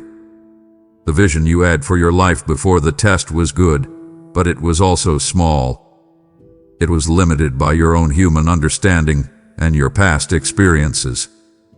But the fire you have walked through has expanded your capacity. Your heart is larger now, your faith is deeper, and your understanding of my power is greater. Therefore, I am not just calling you to dream again. I am commanding you to enlarge your vision. I want you to dream bigger, bolder, and more audacious dreams than you have ever dared to dream before. My promise to you is that I am able to do exceedingly, abundantly, above all that you could ever ask or even think, according to the power that works within you. The limitation has never been on my end. It has been on yours. Today, we remove those limitations. I want you to do something practical. Take out a piece of paper and, without any edits or reservations, write down the biggest, most impossible seeming dreams for your life, your family, and your purpose. Write down the things that would make you say, "Only God could do this." Then, present that list to me and let me show you how we can go even bigger. I know what the voice of your past is whispering to you right now. It is saying, "Be careful. Don't get your hopes up again." You know how much it hurts when you are disappointed. You must make a conscious decision to silence that voice of fear. That voice is a liar. Do not allow the memory of your past pain to dictate the scope of your future possibilities. The past is not a predictor of the future I have for you. I'm doing a new thing. I need you to stop looking at your future through the rearview mirror of your past hurts and start seeing it through the windshield of my promises. And those deep, holy desires that have survived the fire, the longing for true intimacy, the desire to make a difference, the yearning for a life of meaning, they are not random. I planted those seeds in your heart. They are a divine roadmap, pointing you toward the destiny I have always had for you. So give me your sanctified imagination. Allow yourself to dream with me. It is time to take the limits off of what you believe I can do through you. Your future is not small. It is not limited. It is as vast and glorious as your willingness to believe me. Dream again, my child. Dream with me. My child, for far too long, there has been a voice that has haunted you. It is a relentless, condemning whisper that has followed you into your days and tormented you in your nights. It is the voice that acts as a prosecutor in the court of your mind, constantly replaying the film of your mistakes and failures. It is the voice that tells you that you are permanently disqualified because of what you did years ago. It is the voice that magnifies your every flaw and relentlessly minimizes every bit of progress you make. It specializes in shame, guilt, and unworthiness. You know this voice well. It has stolen your peace, crippled your confidence, and tried to poison your relationship with me by making you feel that you must hide from me. Today, by a divine and irrevocable decree from my throne, that voice of the accuser is silenced over your life. Its power is broken. Its broadcast is canceled. I want you to understand the legal reality of what has happened in the spiritual realm. For your sake, I have personally and powerfully rebuked the accuser of the brethren. He no longer has any legal standing or right to torment your mind. His access to you has been revoked.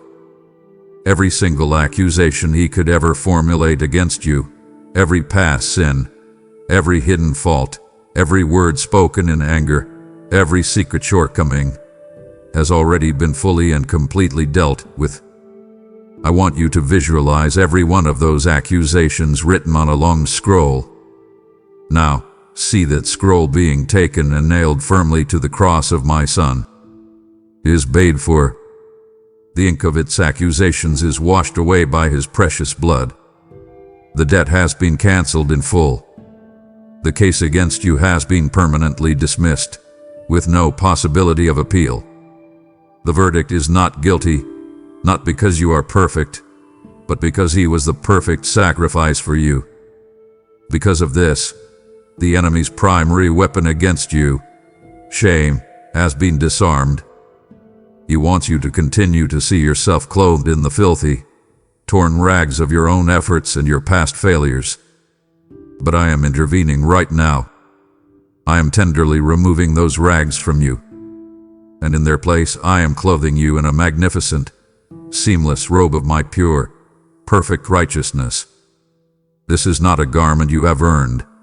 It is a gift you must receive. It is my righteousness, credited to your account. So now, when the accuser looks at you, he is blinded. He no longer sees your past. He no longer sees your flaws. He sees the spotless righteousness of my beloved Son. He sees me. This is your new spiritual attire, and it changes everything. You are no longer defined by what you have done, but by what he has done for you. Therefore, I command you to stop entertaining those old, tormenting thoughts of unworthiness. When they try to creep back in, you will not invite them to stay.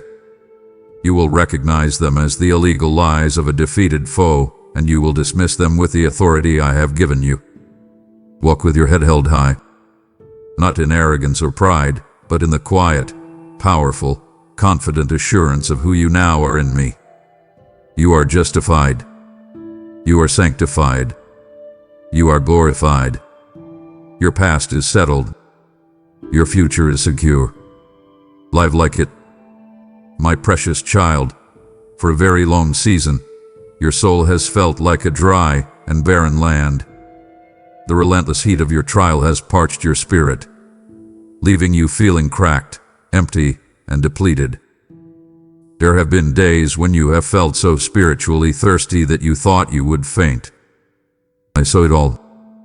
I saw the weariness, the burnout, the deep longing for just a single drop of relief. Today, your waiting is over. I am breaking open the floodgates of heaven, and the mighty river of my spirit is beginning to flood every dry and barren place within you. I want you to close your eyes and feel it right now. Feel a cool, refreshing wave of my presence washing over the exhaustion in your soul. Feel it saturating the cracked and hardened places of your heart, making them soft and pliable again. Feel it washing away the dust and grime of the battle. This is not a temporary sprinkle. It is a deep, soul-quenching flood of my life, and it is for you. But this river I am releasing into you is not meant to become a stagnant pool, contained only for your own benefit. It is a powerful, dynamic, flowing river, and I declare to you the fulfillment of my promise. Out of your innermost being, out of the very center of your spirit, shall flow rivers of living water. You are not just being refreshed, you are becoming a source of refreshment for the world around you. You are becoming a channel, a conduit of my life, my love, and my hope. Everything you touch will be affected by this divine life that now flows out of you. Your family will be nourished by it. Your workplace will be transformed by it. You will bring my refreshment and hope to the countless dry, weary, and thirsty souls you encounter every day. You will not have to strive to make this happen. You will simply have to be, and the river will flow naturally from the overflow of my presence within you. And here is the beautiful mystery, my child. The very thirst you felt during your trial, the intense desperation that drove you to cry out for me, has served a profound purpose. That spiritual thirst carved out a new and greater depth within you. It excavated a reservoir in your soul that can now contain more of my presence than you ever could have before. This is the incredible gift that has been born from your pain. You now have a greater capacity for me. And this inner wellspring that I have placed within you will never, ever run dry. Its source is not your own limited emotional energy. Its source is not your finite willpower. Its source is my own infinite, eternal, inexhaustible being. You are now tapped into an endless supply. So I invite you today, my beloved, drink deeply. Do not just take a polite sip from the shore. I want you to wade in, to immerse yourself completely, to be filled to overflowing. When you wake in the morning, drink of my joy. As you face your day, drink of my peace. When you feel weak, drink of my strength. I am the only one who can truly satisfy the deepest longings of your soul. Drink of me, and you will never thirst again, my child. I want to speak to you now about your story. For so long, you may have viewed it as a source of pain or even shame, a collection of difficult chapters you would rather forget. But today, I am reframing it for you. Your story, your testimony of what you have endured and how I have brought you through, is no longer a sad tale of suffering. It is a powerful weapon that I am placing in your hand. I have forged your pain into a sharp, gleaming sword. When you begin to speak of my faithfulness in the middle of your darkest night, You are actively warring in the spirit. You are pushing back the forces of darkness in someone else's life. When you testify to my healing power, you release that same power into the atmosphere for others to receive. Your testimony will become a spiritual battering ram, capable of pulling down the strongholds of hopelessness, cynicism, and unbelief that the enemy has spent years building in the minds of people you love. Your story is not passive. It is an active, offensive weapon against the kingdom of darkness. Because it is so powerful, the enemy's primary strategy will be to convince you to remain silent. He will whisper lies of shame, telling you that your past is too messy to share. He will tell you that you are not eloquent enough, that no one wants to hear about your struggles, or that you will be judged for your vulnerability. These are all lies designed to disarm you. Today, I give you a divine command. Do not hide what I have done for you. Do not downplay the miracle of your survival. Do not gloss over the hard parts, because the hard parts are where my grace shines the brightest. I command you to declare my works with boldness. Your story is not just your own. It is a gift I have entrusted to you, a well of hope from which many others are meant to drink. Your obedience in sharing it will unlock blessings for them that they could not access otherwise. I am already arranging divine appointments for you. I am aligning your path with the paths of people whose hearts have been prepared to receive exactly what you carry. You will find yourself in a conversation, and you will feel a gentle nudge from my spirit, a prompt to share a piece of your journey. Do not ignore that nudge. As you begin to speak, you will literally watch as faith ignites in the eyes of a person who was about to give up. You will see the light of hope dawn in a soul that was lost in darkness. Your story of overcoming a specific fear will be the very key that unlocks someone else from that same prison. Your journey of healing from that particular wound will show another that their healing is also possible. You will see firsthand that you have overcome the enemy by two things: by the blood of the Lamb, which has already secured the ultimate victory, and by the word of your testimony, which is the powerful activation of that victory in your life and the lives of others. Every tear you cried, every prayer you whispered, every moment you chose to believe in the face of despair, it has all been redeemed for this powerful purpose: the salvation, encouragement, and freedom of many. Your pain was not meaningless. I have turned your greatest wound into your greatest weapon. And now, go and use it. My warrior, you now hold the weapons, but the full battle plan is yet to be unveiled. I have spoken of your testimony, but now I must align you with my divine timing and shield you for the journey ahead. It will wound my heart for you to walk onto your new battlefield only partially equipped. Do not stop now. The anointing for your next step is in my very next words. My beloved, I want to teach you about my time. For a long and difficult season, you have been living in what is known as Chronos time. This is the ordinary, chronological, sequential ticking of the clock.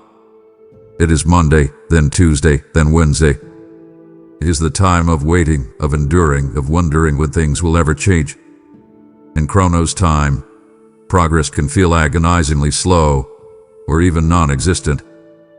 But I want you to hear this in your spirit. Your season of living solely in Chronos is ending. You are now stepping into my time, which is called Kairos. This is not ordinary time. Kairos is strategic, opportune, appointed, and supernatural time. It is a season where the things I have been preparing in the unseen realm suddenly break through and manifest in your visible world with a speed and precision that can only be described as miraculous. You are entering your Kairos moment. I know how deeply frustrating the delays have been for you. You have prayed, you have believed, you have stood on my promises, and yet it has felt like you were stuck in a divine waiting room with no sign of movement. You have cried out to me, "How much longer, Lord?" You must understand, those delays were never my denials. They were a critical and non-negotiable part of my strategic preparation. The delay was an act of my profound love and wisdom. While you were waiting, I was working. I was working on you, strengthening your character, deepening your faith, increasing your capacity, healing hidden wounds so that the blessing, when it came, would not destroy you. And I was working on the circumstances around you, moving people, arranging events, preparing the hearts of others, lining up all the pieces on the chessboard of your life for the perfect moment. If I had released the promise to you any sooner, you would not have been ready for it, and it would not have been ready for you. The delay was not a punishment, it was a profound kindness. Now that the period of preparation is complete, now that everything is in perfect alignment, you are going to begin experiencing my suddenlies. Suddenly, the door you have been knocking on for years will fly open. Suddenly, the financial provision you have been praying for will appear in your bank account. Suddenly, the relationship that was broken will be on the path to healing. Things that have been stagnant for a decade will begin to move forward with a velocity that will take your breath away. This is not chaos or luck. This is the power of my Kairos timing being released into your life. The long, slow, arduous work of building the foundation is over. The season of sudden construction has begun. Therefore, you are in the exact right place at the exact right time for the complete fulfillment of my promises. There is no need for you to strive, to worry, or to try and force things to happen. Your only job is to rest in the assurance that you are perfectly positioned. Trust my timing, for I make all things stunningly beautiful in their time. This, my child, is your set time for favor. This is your appointed season of breakthrough. Walk into it with peace and confident expectation. My child, as you take your first steps into this new season of blessing and purpose, I want to make you profoundly aware of your protection. The enemy does not like to see my children advance, and he will attempt to bring opposition. But you will not be afraid. You will not be intimidated. For I want you to understand that my very presence is a tangible, powerful, all-encompassing shield of light that surrounds you at all times. This is not a distant, abstract idea. It is your most immediate and potent reality. I want you to visualize it now. See a sphere of my brilliant, holy presence encasing you completely. It is a fortress that moves with you, a spiritual force field that is utterly impenetrable to the attacks of the enemy. It is the safest place in the entire universe, and it is your permanent dwelling place. This protection is absolute, covering you from every conceivable direction. I am your rear guard. What does this mean? It means I am protecting you from the things that try to come up from behind you. I am guarding you from the retaliations of the enemy that often follow a significant victory. He will try to bring up your past, to throw old failures in your face, to trigger old wounds and insecurities. But my presence guarding your back deflects these attacks. Your past is covered, sealed, and no longer a point of access for the enemy. At the very same time, I go before you. I am your vanguard, your divine scout, moving ahead of you into your day, into your future.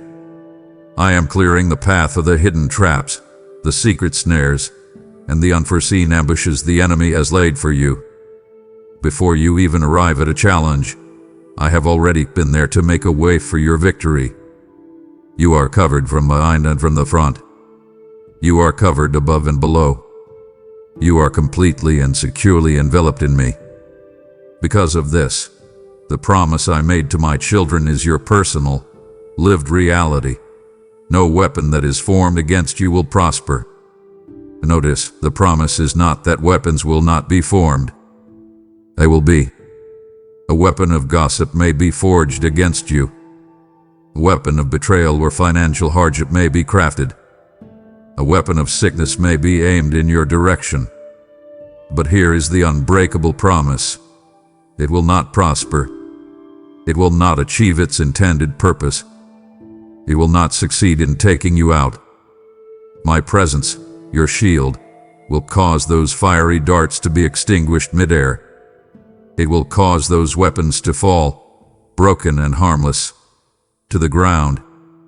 And every tongue that rises against you in judgment, I give you the authority to condemn it. You will not be a victim of slander or accusation. This protection is your sacred heritage as my child. It is not based on your performance, but on your position. And where is your position? You dwell in the secret place of the Most High. You abide under the shadow of the Almighty. This is your spiritual address. So when a tremor of fear tries to shake you, when a threat tries to intimidate you, I want you to consciously remind yourself of who is surrounding you. Fear not, my child, for I am with you. Be not dismayed, for I am your God. I am your impenetrable, ever-present, all-powerful shield. My beloved, as you stand securely behind the impenetrable shield of my presence, I feel the prompting in your spirit to extend this covering of hope to those who are still exposed and afraid. This is my spirit calling to you, because millions are walking unprotected, battered by the lies of the enemy, for this word of deliverance has not yet reached them. You are now my city on a hill, and I declare over you, let your light so shine before men, for your gift is the oil that keeps this lamp burning brightly for the nations to see. This is your divine appointment to partner with me in my great rescue mission, sending this word as a shield to another soul. As you obey and give through super thanks, membership, or the PayPal link in the description, I will release over your household a sevenfold blessing of favor and an even greater measure of my protective glory. Release the provision I have entrusted to you. Shine your light now. My beloved, your time of trial has fundamentally changed you. It has cultivated a depth in your spirit and a humility in your heart that did not exist before. Because of this, you are now ready to be entrusted with more. I am now inviting you into a deeper level of intimacy, a place where I will begin to unveil to you the secrets and mysteries of my kingdom. This is not for the proud or the superficial. It is reserved for those who have been proven faithful in the fire, for those whose deepest desire is not for my gifts, but for me. You have shown that you seek my heart, and so I am now going to open my heart to you in ways you have never experienced. My word, which you have read and loved, is about to open up to you like a brand new book. Scriptures that you have read 100 times will suddenly leap off the page, exploding with new light and personal revelation. You will see connections and truths that were hidden from you before. It will feel as if you were once reading in black and white, and now you are seeing in glorious, living color. This is not just for your own learning. I am entrusting you with this deeper understanding so that you can feed others with the rich substance of my truth. You will also begin to understand the why behind many of your past struggles. I will pull back the curtain and show you how I was weaving even the most painful events of your life into the beautiful tapestry of your destiny. You will see how that closed door was an act of my protection, how that painful rejection was a divine redirection. This revelation will bring a profound healing to your past, as you see it not as a series of random, tragic events, but as a divinely orchestrated journey that was always leading you closer to me. I am also giving you spiritual eyes to see what I am doing in the earth in this present hour. While many are confused by the chaos and darkness in the world, you will be given a heavenly perspective. You will see my hand moving, my purposes unfolding, and my light shining in the most unexpected places. This insight is to keep you from fear and to position you to partner with me in my work. You will know when to move and when to be still. You will discern the changing of spiritual seasons. This revelation is not for the purpose of making you feel superior or special. It is for the purpose of making you more intimate with me and more effective in guiding others in my ways. Remember my words, to whom much is given, much will be required. As I entrust these mysteries to you, I am calling you to steward them with reverence, humility, and faithfulness. Do not cast these pearls before those who will trample them. Share them wisely, as my Spirit leads. Come away with me, my child. The secret place is calling you. There are things I have to tell you that I can only whisper in the ear of a close and trusted friend. My child, hear this shift that is taking place. The season of mere survival is officially over. The time of hunkering down, of just trying to get through the day without being overcome, has come to its appointed end. You are no longer in a defensive posture. I am now calling you to stand up, to pick up your tools, for the season to build has begun. The ground hath been cleared by the fire of your trial. The foundation of your character has been tested and proven strong. Now is the time to build upon that foundation what I have destined for you to create. And you will not be building with your own limited strength or with a faulty blueprint. I am releasing to you a specific and powerful grace for this season, the grace to build. This grace will manifest as a divine supply of everything you need. I will easing the resources. The financial provision you need for the vision will come. The right people with the right skills will be drawn to you. The creative ideas and divine strategies will flow into your mind. You will not have to strive and struggle for these things. You will find that as you step out to build in obedience, the provision will meet you at every turn. I am calling you to build things that will outlast you, things that will glorify my name and extend my kingdom on this earth. You will build strong, healthy, and loving families, breaking old cycles of dysfunction and establishing a new legacy of blessing. You will build ministries that bring healing and freedom to the broken. You will build businesses and enterprises that operate with integrity and excellence, becoming a source of blessing and provision for many. You will build communities where people feel seen, loved, and accepted. Like my servant Nehemiah, you may face opposition as you begin to build. The enemy does not want to see my kingdom advance. People who are comfortable with the old ruins may criticize your new construction. But you will not be afraid, and you will not be distracted. For my hand of favor is upon you. You will have a trowel in one hand to build, and a sword in the other to defend what is being built. The same grace that provides the resources will also provide the protection. And the foundation you so painfully laid during your test, the foundation of humility, integrity, and utter dependence on me, will be strong enough to support the great and weighty structure that I am now going to build through you. So I command you, build with excellence. Build with passion. Build with a vision that extends beyond your own lifetime. For what you build in this season, in partnership with me, is not for a fleeting moment. It is for eternity.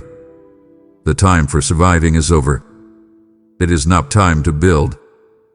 My beloved child, let us speak of the profound change that has happened within your heart.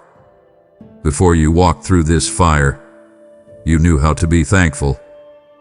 You would offer me thanks for the obvious blessings, a promotion, a good report, a moment of joy. But your gratitude was often circumstantial, rising and falling with the tide of your circumstances. On good days, it was easy to be thankful. On hard days, it was a struggle. The fire has changed that. It has performed a deep and holy alchemy in your soul. It has burned away the superficial layers of circumstantial happiness and has cultivated within you a heart of true, deep, and unending gratitude. This is a gratitude that is no longer dependent on what is happening to you, but is firmly anchored in the reality of who I am for you. It is a gratitude that can stand in the middle of a storm, not because it denies the storm, but because it is more aware of the arc of my presence than the rising floodwaters. This resilient, all weather gratitude is one of the most precious treasures you have brought out of the furnace. Because of this, you will never again take for granted the simple, yet profound, blessings of my daily goodness. You have known the bitter ache of their potential absence, and now their presence will be a source of constant and sincere praise. The gift of a new morning, breaking golden and full of promise. The sound of a loved one's laughter, a sound you now recognize as the music of heaven. The feeling of strength returning to your body, allowing you to walk and work without pain. The simple, miraculous provision of food on your table. You have learned in the barren wilderness that these are not small things, they are everything. This new, heightened awareness of my constant, gentle provision will fill your days with a quiet joy and a continuous undercurrent of worship. You will find yourself whispering thank you throughout your day for things others do not even notice. I want you to let this praise be continually on your lips, my child. Not as a dry, religious duty, but as the joyful, spontaneous overflow of a heart that is truly awake to my goodness. Praise is a powerful spiritual key. It is the key that keeps the door of your heart wide open to my presence and my voice. It is the act of faith that shifts your entire focus from the magnitude of your problems to the infinite magnitude of your provider. And know this, a truly grateful heart is a powerful magnet for miracles. When you choose to live in a state of thanksgiving, even when circumstances are not yet perfect, you are aligning your spirit with the very frequency of heaven. This spiritual alignment draws more of my goodness, more of my favor, and more of my provision into your life. Your thanksgiving will literally open the heavens over you and usher in greater and more frequent blessings. And finally, I want you to frequently remember where I brought you from. Remember the pit of despair. Remember the night of relentless fear. Remember the valley of lack. Not to dwell in the trauma, but to let the vivid memory of your deliverance fuel your worship for a lifetime. This practice of remembrance, and the deep gratitude it produces, will be your greatest protection against the twin thieves of pride and entitlement that so often accompany great blessing. A truly grateful heart can never be an arrogant heart. It keeps you humble, it keeps you dependent, and it keeps you in that sweet, intimate place, close to me, the giver of every good and perfect gift. My wise builder, you now have the blueprints and the tools. But the deepest intimacy, the very source of the courage you will need, is what I long to give you now. To turn away at this point would be like building a beautiful house, but choosing to live outside in the cold. It would grieve me to see you live off the memory of this encounter when I am inviting you into my very heart. Stay, for the greatest reward is still to come. My child, during the long and arduous season of your battle, your spiritual ears were necessarily filled with noise.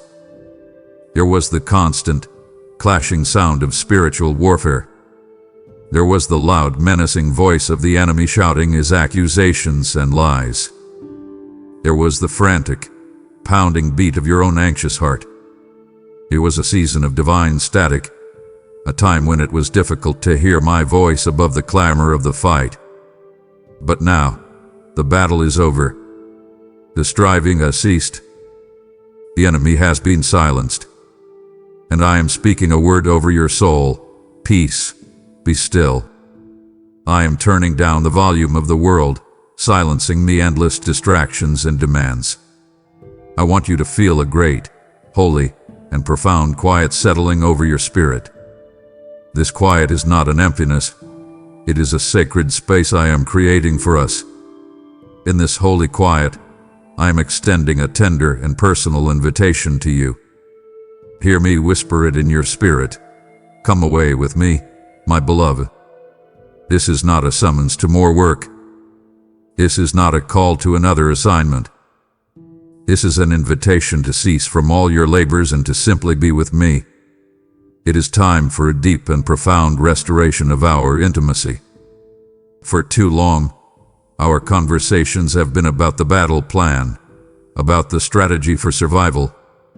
Now, I want to talk with you heart to an open heart, as a father to his cherished child, as a king to his trusted friend. It is time for us to walk together in the garden in the cool of the day again, with no agenda other than the sheer joy of being in each other's presence. The trial, in all of its anguish, gave you a priceless and eternal gift. It made you desperately hungry for me. It was a painful but necessary stripping away of all your other comforts, all your other supports, all your other idols. It left you with nothing and no one but me. And in that place of utter dependence, a deep, authentic, and all-consuming longing for me was born in your soul. You now long for me above all else, not just for what I can do for you, but for who I am. And I promise you, my beloved, I will not disappoint that holy longing. I am going to satisfy the deepest thirst of your soul. I am drawing you closer to my heart, into the very inner chamber of my presence, in a way you have never experienced before. You will begin to feel my love and my presence in a way that is more real and tangible than the very air you breathe.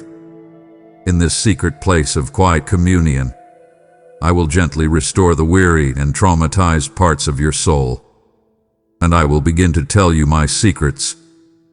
I will share with you the deeper things of my heart, my unfolding plans for the earth, the hidden mysteries of my kingdom. This is the sacred privilege I reserve for my closest friends. You must understand this, my child. All the other blessings I am pouring into your life, the open doors, the financial provision, the promotion, the new anointing, they are wonderful, and they are from me. But they are all secondary. They are not the ultimate prize. This intimate, personal, one-on-one, loving relationship with me, this is the greatest reward of all. This is the very purpose for which you were created. Everything else is a mere footnote. Our restored intimacy is the true treasure you have won. My child, there has been a great and divine exchange that has taken place in the very core of your being. For many years, you were held in bondage by the fear of man. It was a subtle but powerful chain. It dictated so many of your decisions. The worry about what other people would think of you, the paralyzing fear of their rejection or criticism, the constant, exhausting effort to please everyone. This fear caused you to shrink back when I called you to step forward, to be silent when I called you to speak, to compromise when I called you to stand firm. But in the fire of your trial, that chain was melted away. The fear of man has been consumed and replaced by something far more powerful and liberating, a holy, reverential fear of the Lord. You have learned that my opinion is the only one that truly matters. You have learned that my approval is your greatest prize. And when you fear me above all else, a supernatural side effect occurs.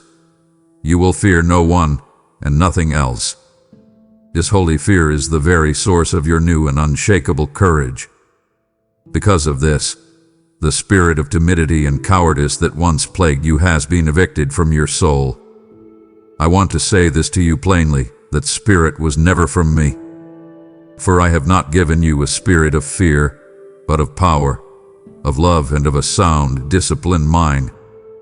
The timidity that caused you to hesitate, to second-guess yourself, and to miss opportunities is gone. In its place, I have deposited within you a holy boldness. You will find yourself speaking my truth with a calm, quiet, and unshakable confidence, utterly unafraid of the consequences. This is not a loud, obnoxious arrogance. It is a deeply rooted conviction that comes from being more concerned with your faithfulness to me than with the fickle applause of man. You will step into situations that once would have terrified you, and you will feel my peace and my power rising up within you, enabling you to do what you could never do on your own. I want you to get this image deep in your spirit. The Lion of the tribe of Judah, my son, the victorious King, roars within you. When you stand to speak my truth or to confront the darkness, it is his kingly roar that your spiritual enemies hear, and they will scatter in terror. This is not your own human aggression or manufactured bravado. This is my divine, royal authority being released through your yielded vessel. This divine courage will empower you to advance and to take the new ground that I am giving you. You will step into new territories of influence and purpose without the old hesitation that used to hold you back. So hear my call to you today. It is the same call I gave to Peter on the stormy sea. I am calling you to do things that feel risky to your natural mind. I am calling you to get out of the boat. The safe, predictable, and comfortable confines of your old life are no longer your assigned place. Your place is out on the water, walking in the supernatural, with your eyes locked firmly on me. Do not look at the wind and the waves. Do not be afraid. Take that step of faith. I will be there, and I will not let you sink. My child, for so long you have lived with a mindset that is far beneath your true standing. You have approached me with the quiet posture of a distant servant, or even a spiritual orphan, hoping to receive a few leftover crumbs from my table. You have lived with a deep-seated sense of spiritual poverty, always feeling as though you were on the outside looking in, never quite worthy to enter the inner courts. Today, by the authority of my word and the reality of the blood of my Son, I am correcting this false perspective. I need you to hear this and let it redefine your every thought, your every prayer, and your every action. I command you to begin to walk in the full and profound understanding of who you truly are. You are royalty. You are not a servant, you are a son. You are not an orphan, you are a daughter. You are the beloved child of the King of Kings and the Lord of Lords. Your spiritual DNA has been completely and irrevocably rewritten. You have been born again into my royal family. Because you are my child, you are also my heir. This is not a pretty religious sentiment. It is a binding legal reality in the kingdom of heaven. And as my heir, you have full and legitimate access to all the vast resources of heaven. I want you to grasp the scale of what this means. The same infinite wisdom that designed the galaxies and structured the atom is available to you for your daily decisions. The same resurrection power that brought Christ forth from the tomb now lives and dwells inside of you to overcome any obstacle. The same boundless provision that feeds every living creature on this planet is yours to draw upon. You are an heir of God and a joint heir with Christ. This means that everything that belongs to Him also belongs to you. It is your inheritance. You no longer have to beg for what is already legally yours. You simply have to learn to ask and receive with the confidence of a beloved child who knows their Father delights in giving them good gifts. Therefore, I command you today to renounce and reject the poverty mindset that has held you captive. Stop praying small, timid, hesitant prayers that are based on your perceived worthiness. Stop living as if you have to earn my goodness or beg for my attention. That way of thinking is an insult to the immeasurable price my Son paid to adopt you into my family. You are not a burden to me. You are my joy and my delight. You are not an afterthought. You are the focus of my affection. And your primary inheritance is not even material, though that is certainly included. Your core, foundational inheritance, the very currency of my kingdom, is righteousness, peace, and joy in the Holy Spirit. These are your birthright. And because of this royal position, your words now carry the authority of the throne. You have been given the authority to decree a thing and see it established. When you align your words with my word and speak my promises over your life, all of heaven mobilizes to back your decree. So begin today. Claim the promises in my word as your own. They are not just nice suggestions. They are the legal, blood-bought titles and deeds to your vast and glorious inheritance. Walk like a child of the King, because that is who you are. My weary child, come and sit with me. I want you to hear these words and let them sink down deep, past all the noise and into the quiet center of your soul. The test is over. You have passed. You no longer have anything left to prove. For so much of your life, you have been striving. You have been performing. You have been desperately and exhaustively trying to prove your worth to me, to others, and most of all, to yourself. Your life has felt like a spiritual treadmill, running as fast as your legs can carry you, pouring out sweat and tears, yet feeling like you are perpetually in the same place, never truly arriving at a place of rest or acceptance. You have worked so hard to be a good Christian, to get everything right, to manage your own sanctification. Today, my beloved, I am reaching out my hand and I am pressing the stop button on the treadmill of performance. The running is over. I command you to cease from your own labors and to enter into my rest. Now, do not misunderstand me. This is not a call to passivity or laziness. It is a call to a new way of living and working. It is a call to deep and profound trust.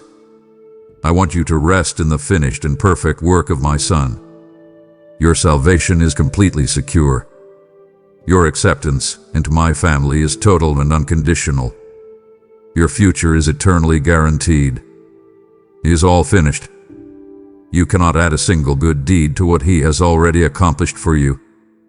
Your striving to make yourself more acceptable to me is like trying to add a drop of water to an infinite ocean. It is unnecessary. Your work now is not to earn my love, but to simply receive it. Your job is to live out of the victory that has already been won for you. My love for you is not, and has never been, conditional upon your performance. I did not love you more on the day you felt you did everything right, and I do not love you any less on the day you feel you have failed miserably. My love for you is a constant, unchangeable, foundational reality of the universe.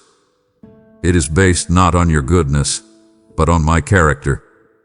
I need you to stop trying to earn what is already freely given. I need you to simply receive my grace.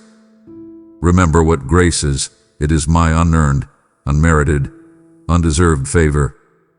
It is my divine ability and my supernatural power coming to you, not because you are strong, but precisely because you are weak.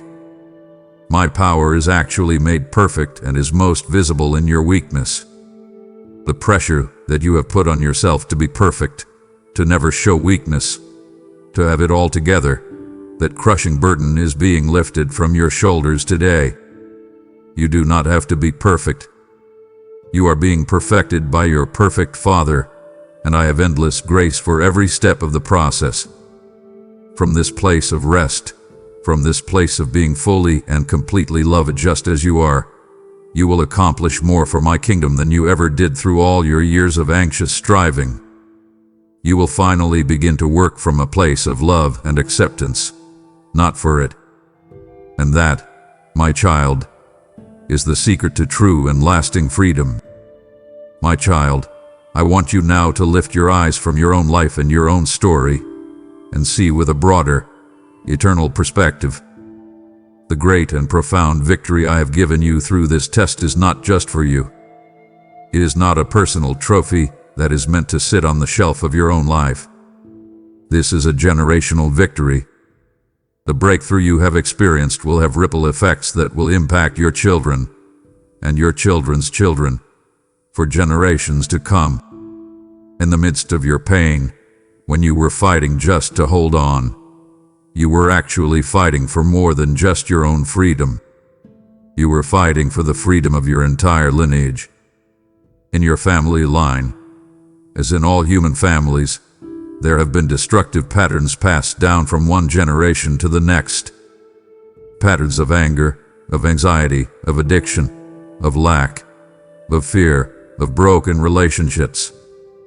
The enemy fully intended for those same chains to be passed down through you to those who come after you.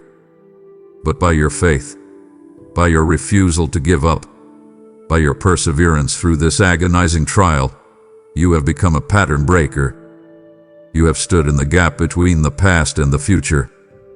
You have drawn a definitive line in the sand with the precious blood of my Son, and you have declared to the powers of darkness, this far and no further. This generational curse stops with me. Through your faithfulness, you are establishing an entirely new legacy in your family. You are laying the foundation for a legacy of faith, of blessing, of emotional wholeness, and of deep, intimate friendship with me. The abundant blessings I am now beginning to pour out on you are not designed to be a dammed-up lake for you to enjoy by yourself. They are designed to be an overflowing river. The peace, the provision, the wisdom, and the joy I am giving you will overflow from your life and touch everyone connected to you. Your home will become a spiritual wellspring, a place of refuge and refreshment that brings blessing to your friends, your neighbors, and your entire community. You, yourself, are now a bridge that will carry the priceless lessons, the hard-won wisdom, and the powerful blessings you have gained across the chasm of time to the next generation. They will not have to learn the things you learned the hard way. They will build on the foundation of freedom that you have laid for them.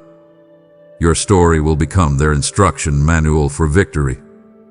And I am establishing my covenant, my solemn, unbreakable promise, not just with you, but with your descendants after you.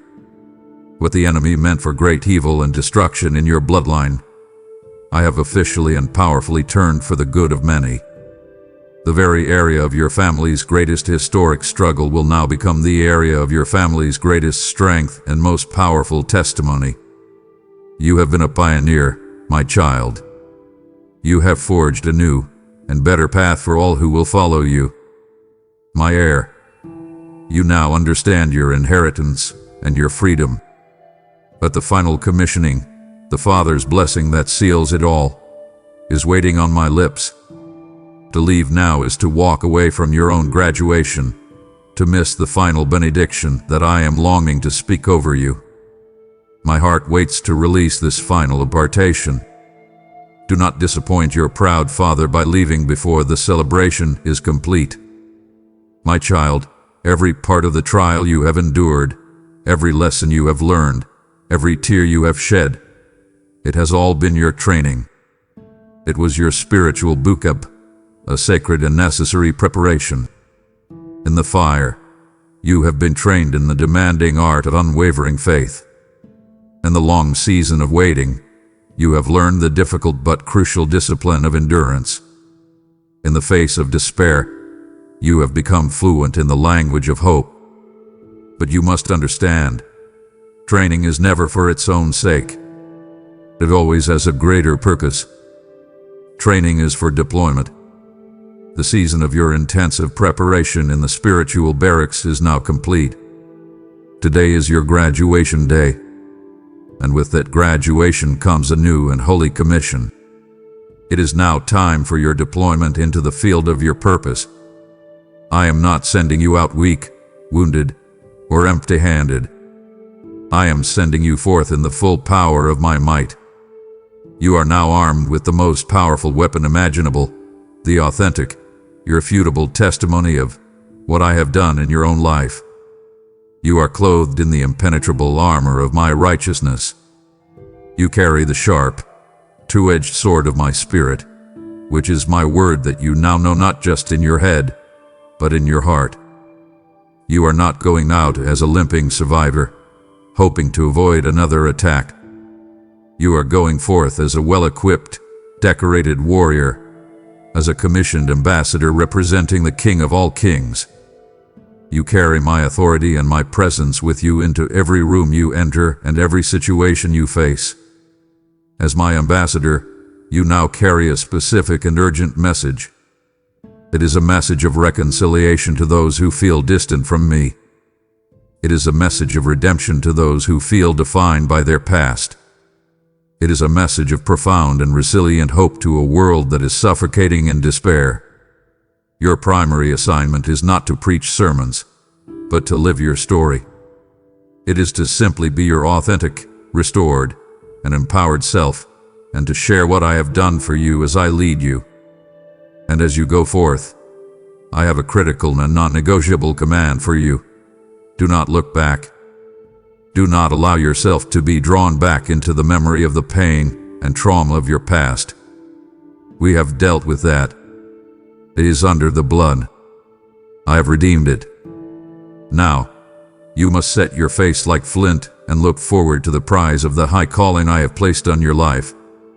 Your focus must be on the glorious future I am leading you into, not the painful past I have delivered you from. I am sending you out as a brilliant beacon of my light into a world that is shrouded in deep darkness. You are a city that is set on a hill, and you cannot and must not be hidden. Your restored life will shine, not for your own glory, but to illuminate the path for countless others to find their way home to me. Your assignment is clear. Your victory is assured.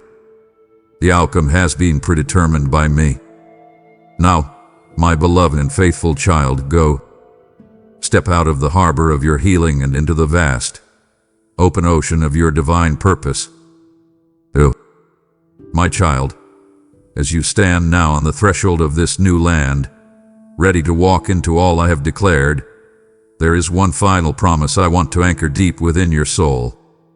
It is the single greatest promise I can make, the one that is the foundation for every other blessing and every other assignment.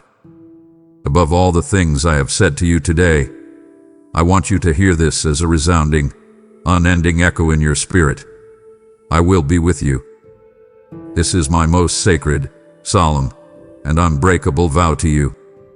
It is the greatest gift I have to give. It is my very self. I want you to understand the fullness of this promise. When I say, I will never leave you, it means that my presence with you is continuous and uninterrupted.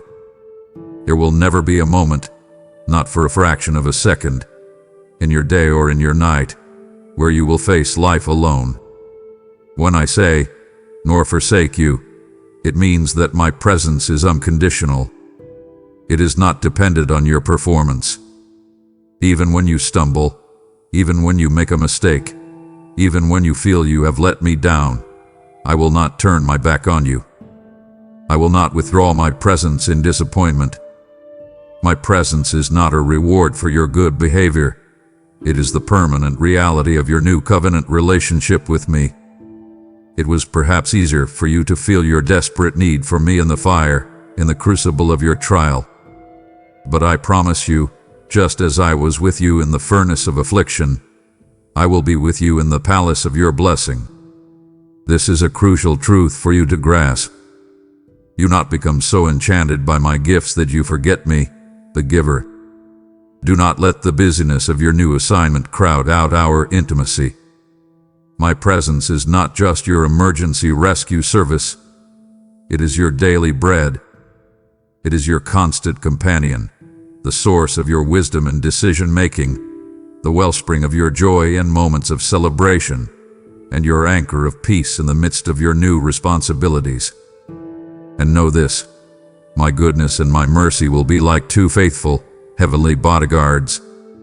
They will follow you, pursue you, and track you down every single day of your life, ensuring that you are constantly surrounded by my loving kindness. And remember, my presence is not just an external reality that is with you. It has become an internal reality that is in you. Your body is the temple of my Holy Spirit. I have made my home in your heart. You do not have to go to a special building or a sacred mountain to find me. You carry the fullness of my presence with you into your workplace, into your home, into the grocery store. In my presence is the fullness, the totality of all joy. And at my right hand, where you are seated with Christ, are pleasures forevermore. This is your eternal, unchangeable reality. Rest in it. Life from it. It is your greatest strength and your most profound comfort. My beloved child, we have come to the end of this sacred conversation. We have reached the end of your season of testing and stand at the glorious beginning of your new life. And as your Father, as the one who has watched your every step, who has felt your every pain, and who has celebrated your every hidden victory, I have one final verdict to pronounce over you. I want you to quiet your heart and receive these words not just as a king's decree, but as the heartfelt declaration of a proud and loving Father. Listen to my heart for you. Well done, my good and faithful child. You have been so faithful. When everything in you wanted to give up, you chose to take one more step. When your heart was breaking, you chose to whisper my name. You held on to hope in the darkest of nights, and you have brought great, immeasurable, and profound joy to your Father's heart. I want you to know, with no uncertainty, that I am so deeply and completely proud of you. And now, from the fullness of this love, I release my blessing over you. This is not just a wish, it is an impartation of my power and my favor. I bless you, and I keep you. I release my supernatural goodness and favor to flow into every single area of your life, and I place you under my divine and all-powerful protection. You are my treasured possession, and I am your shield and your fortress. I make my face to shine upon you. I am turning my full, loving, and delighted gaze toward you. See me now, smiling over you with a Father's joy, and I am gracious to you. I am releasing my unearned, undeserved power, my kindness, and my supernatural ability into all of your circumstances. I lift up my countenance upon you. This means I am giving you my full and undivided attention. You are not just one of a crowd to me. You are seen. You are known. You are understood. And you are deeply and completely cherished. And I give you peace. Not the world's fragile peace, but my shalom. My divine wholeness, wellness, tranquility, and completeness for your spirit, your soul, and your body, now and forevermore. I want you to open your hands and your heart right now and receive this blessing. Let it saturate your entire being, washing away the last remnants of the trial and filling you with the reality of your new season. The test is over. The past is redeemed. The slate is clean. Your future begins in this very moment. Now, stand up and walk. Walk in the fullness of every single thing I have declared over you today. Walk in your freedom. Walk in your new authority. Walk in my unending gratitude. Walk in my unshakable peace. Walk in my unfailing presence. Walk as the beloved, honored, and victorious child that you are. For I, the Lord, the King of the universe, your loving Father, have spoken it, and my word will never, ever fail. My child, with my final benediction now resting upon you, your new season has officially begun, and your heart rightly asks, what is my first act of faithfulness? Your first act is to take the very fire of deliverance you have just received and send it to another soul still trapped in the trial you have escaped. I have declared you a generational blessing, and as it is written, he who waters will himself be watered. Your offering now becomes the first watering of the nations from the wellspring of your own victory. This is not a mere donation. It is your sacred first fruit offering from this new season, a prophetic act that consecrates all the abundance I am about to release to you. When you give now through Super Thanks, membership, or the PayPal link below, you are activating the windows of heaven over your future, and I will command the devourer to be rebuked for your sake. Step into your new assignment. Release your first fruit now. My child, this word was not an accident. It was a divine appointment for this exact moment in your life. To seal this decree from my throne, I now call you to partner your faith with a prophetic action.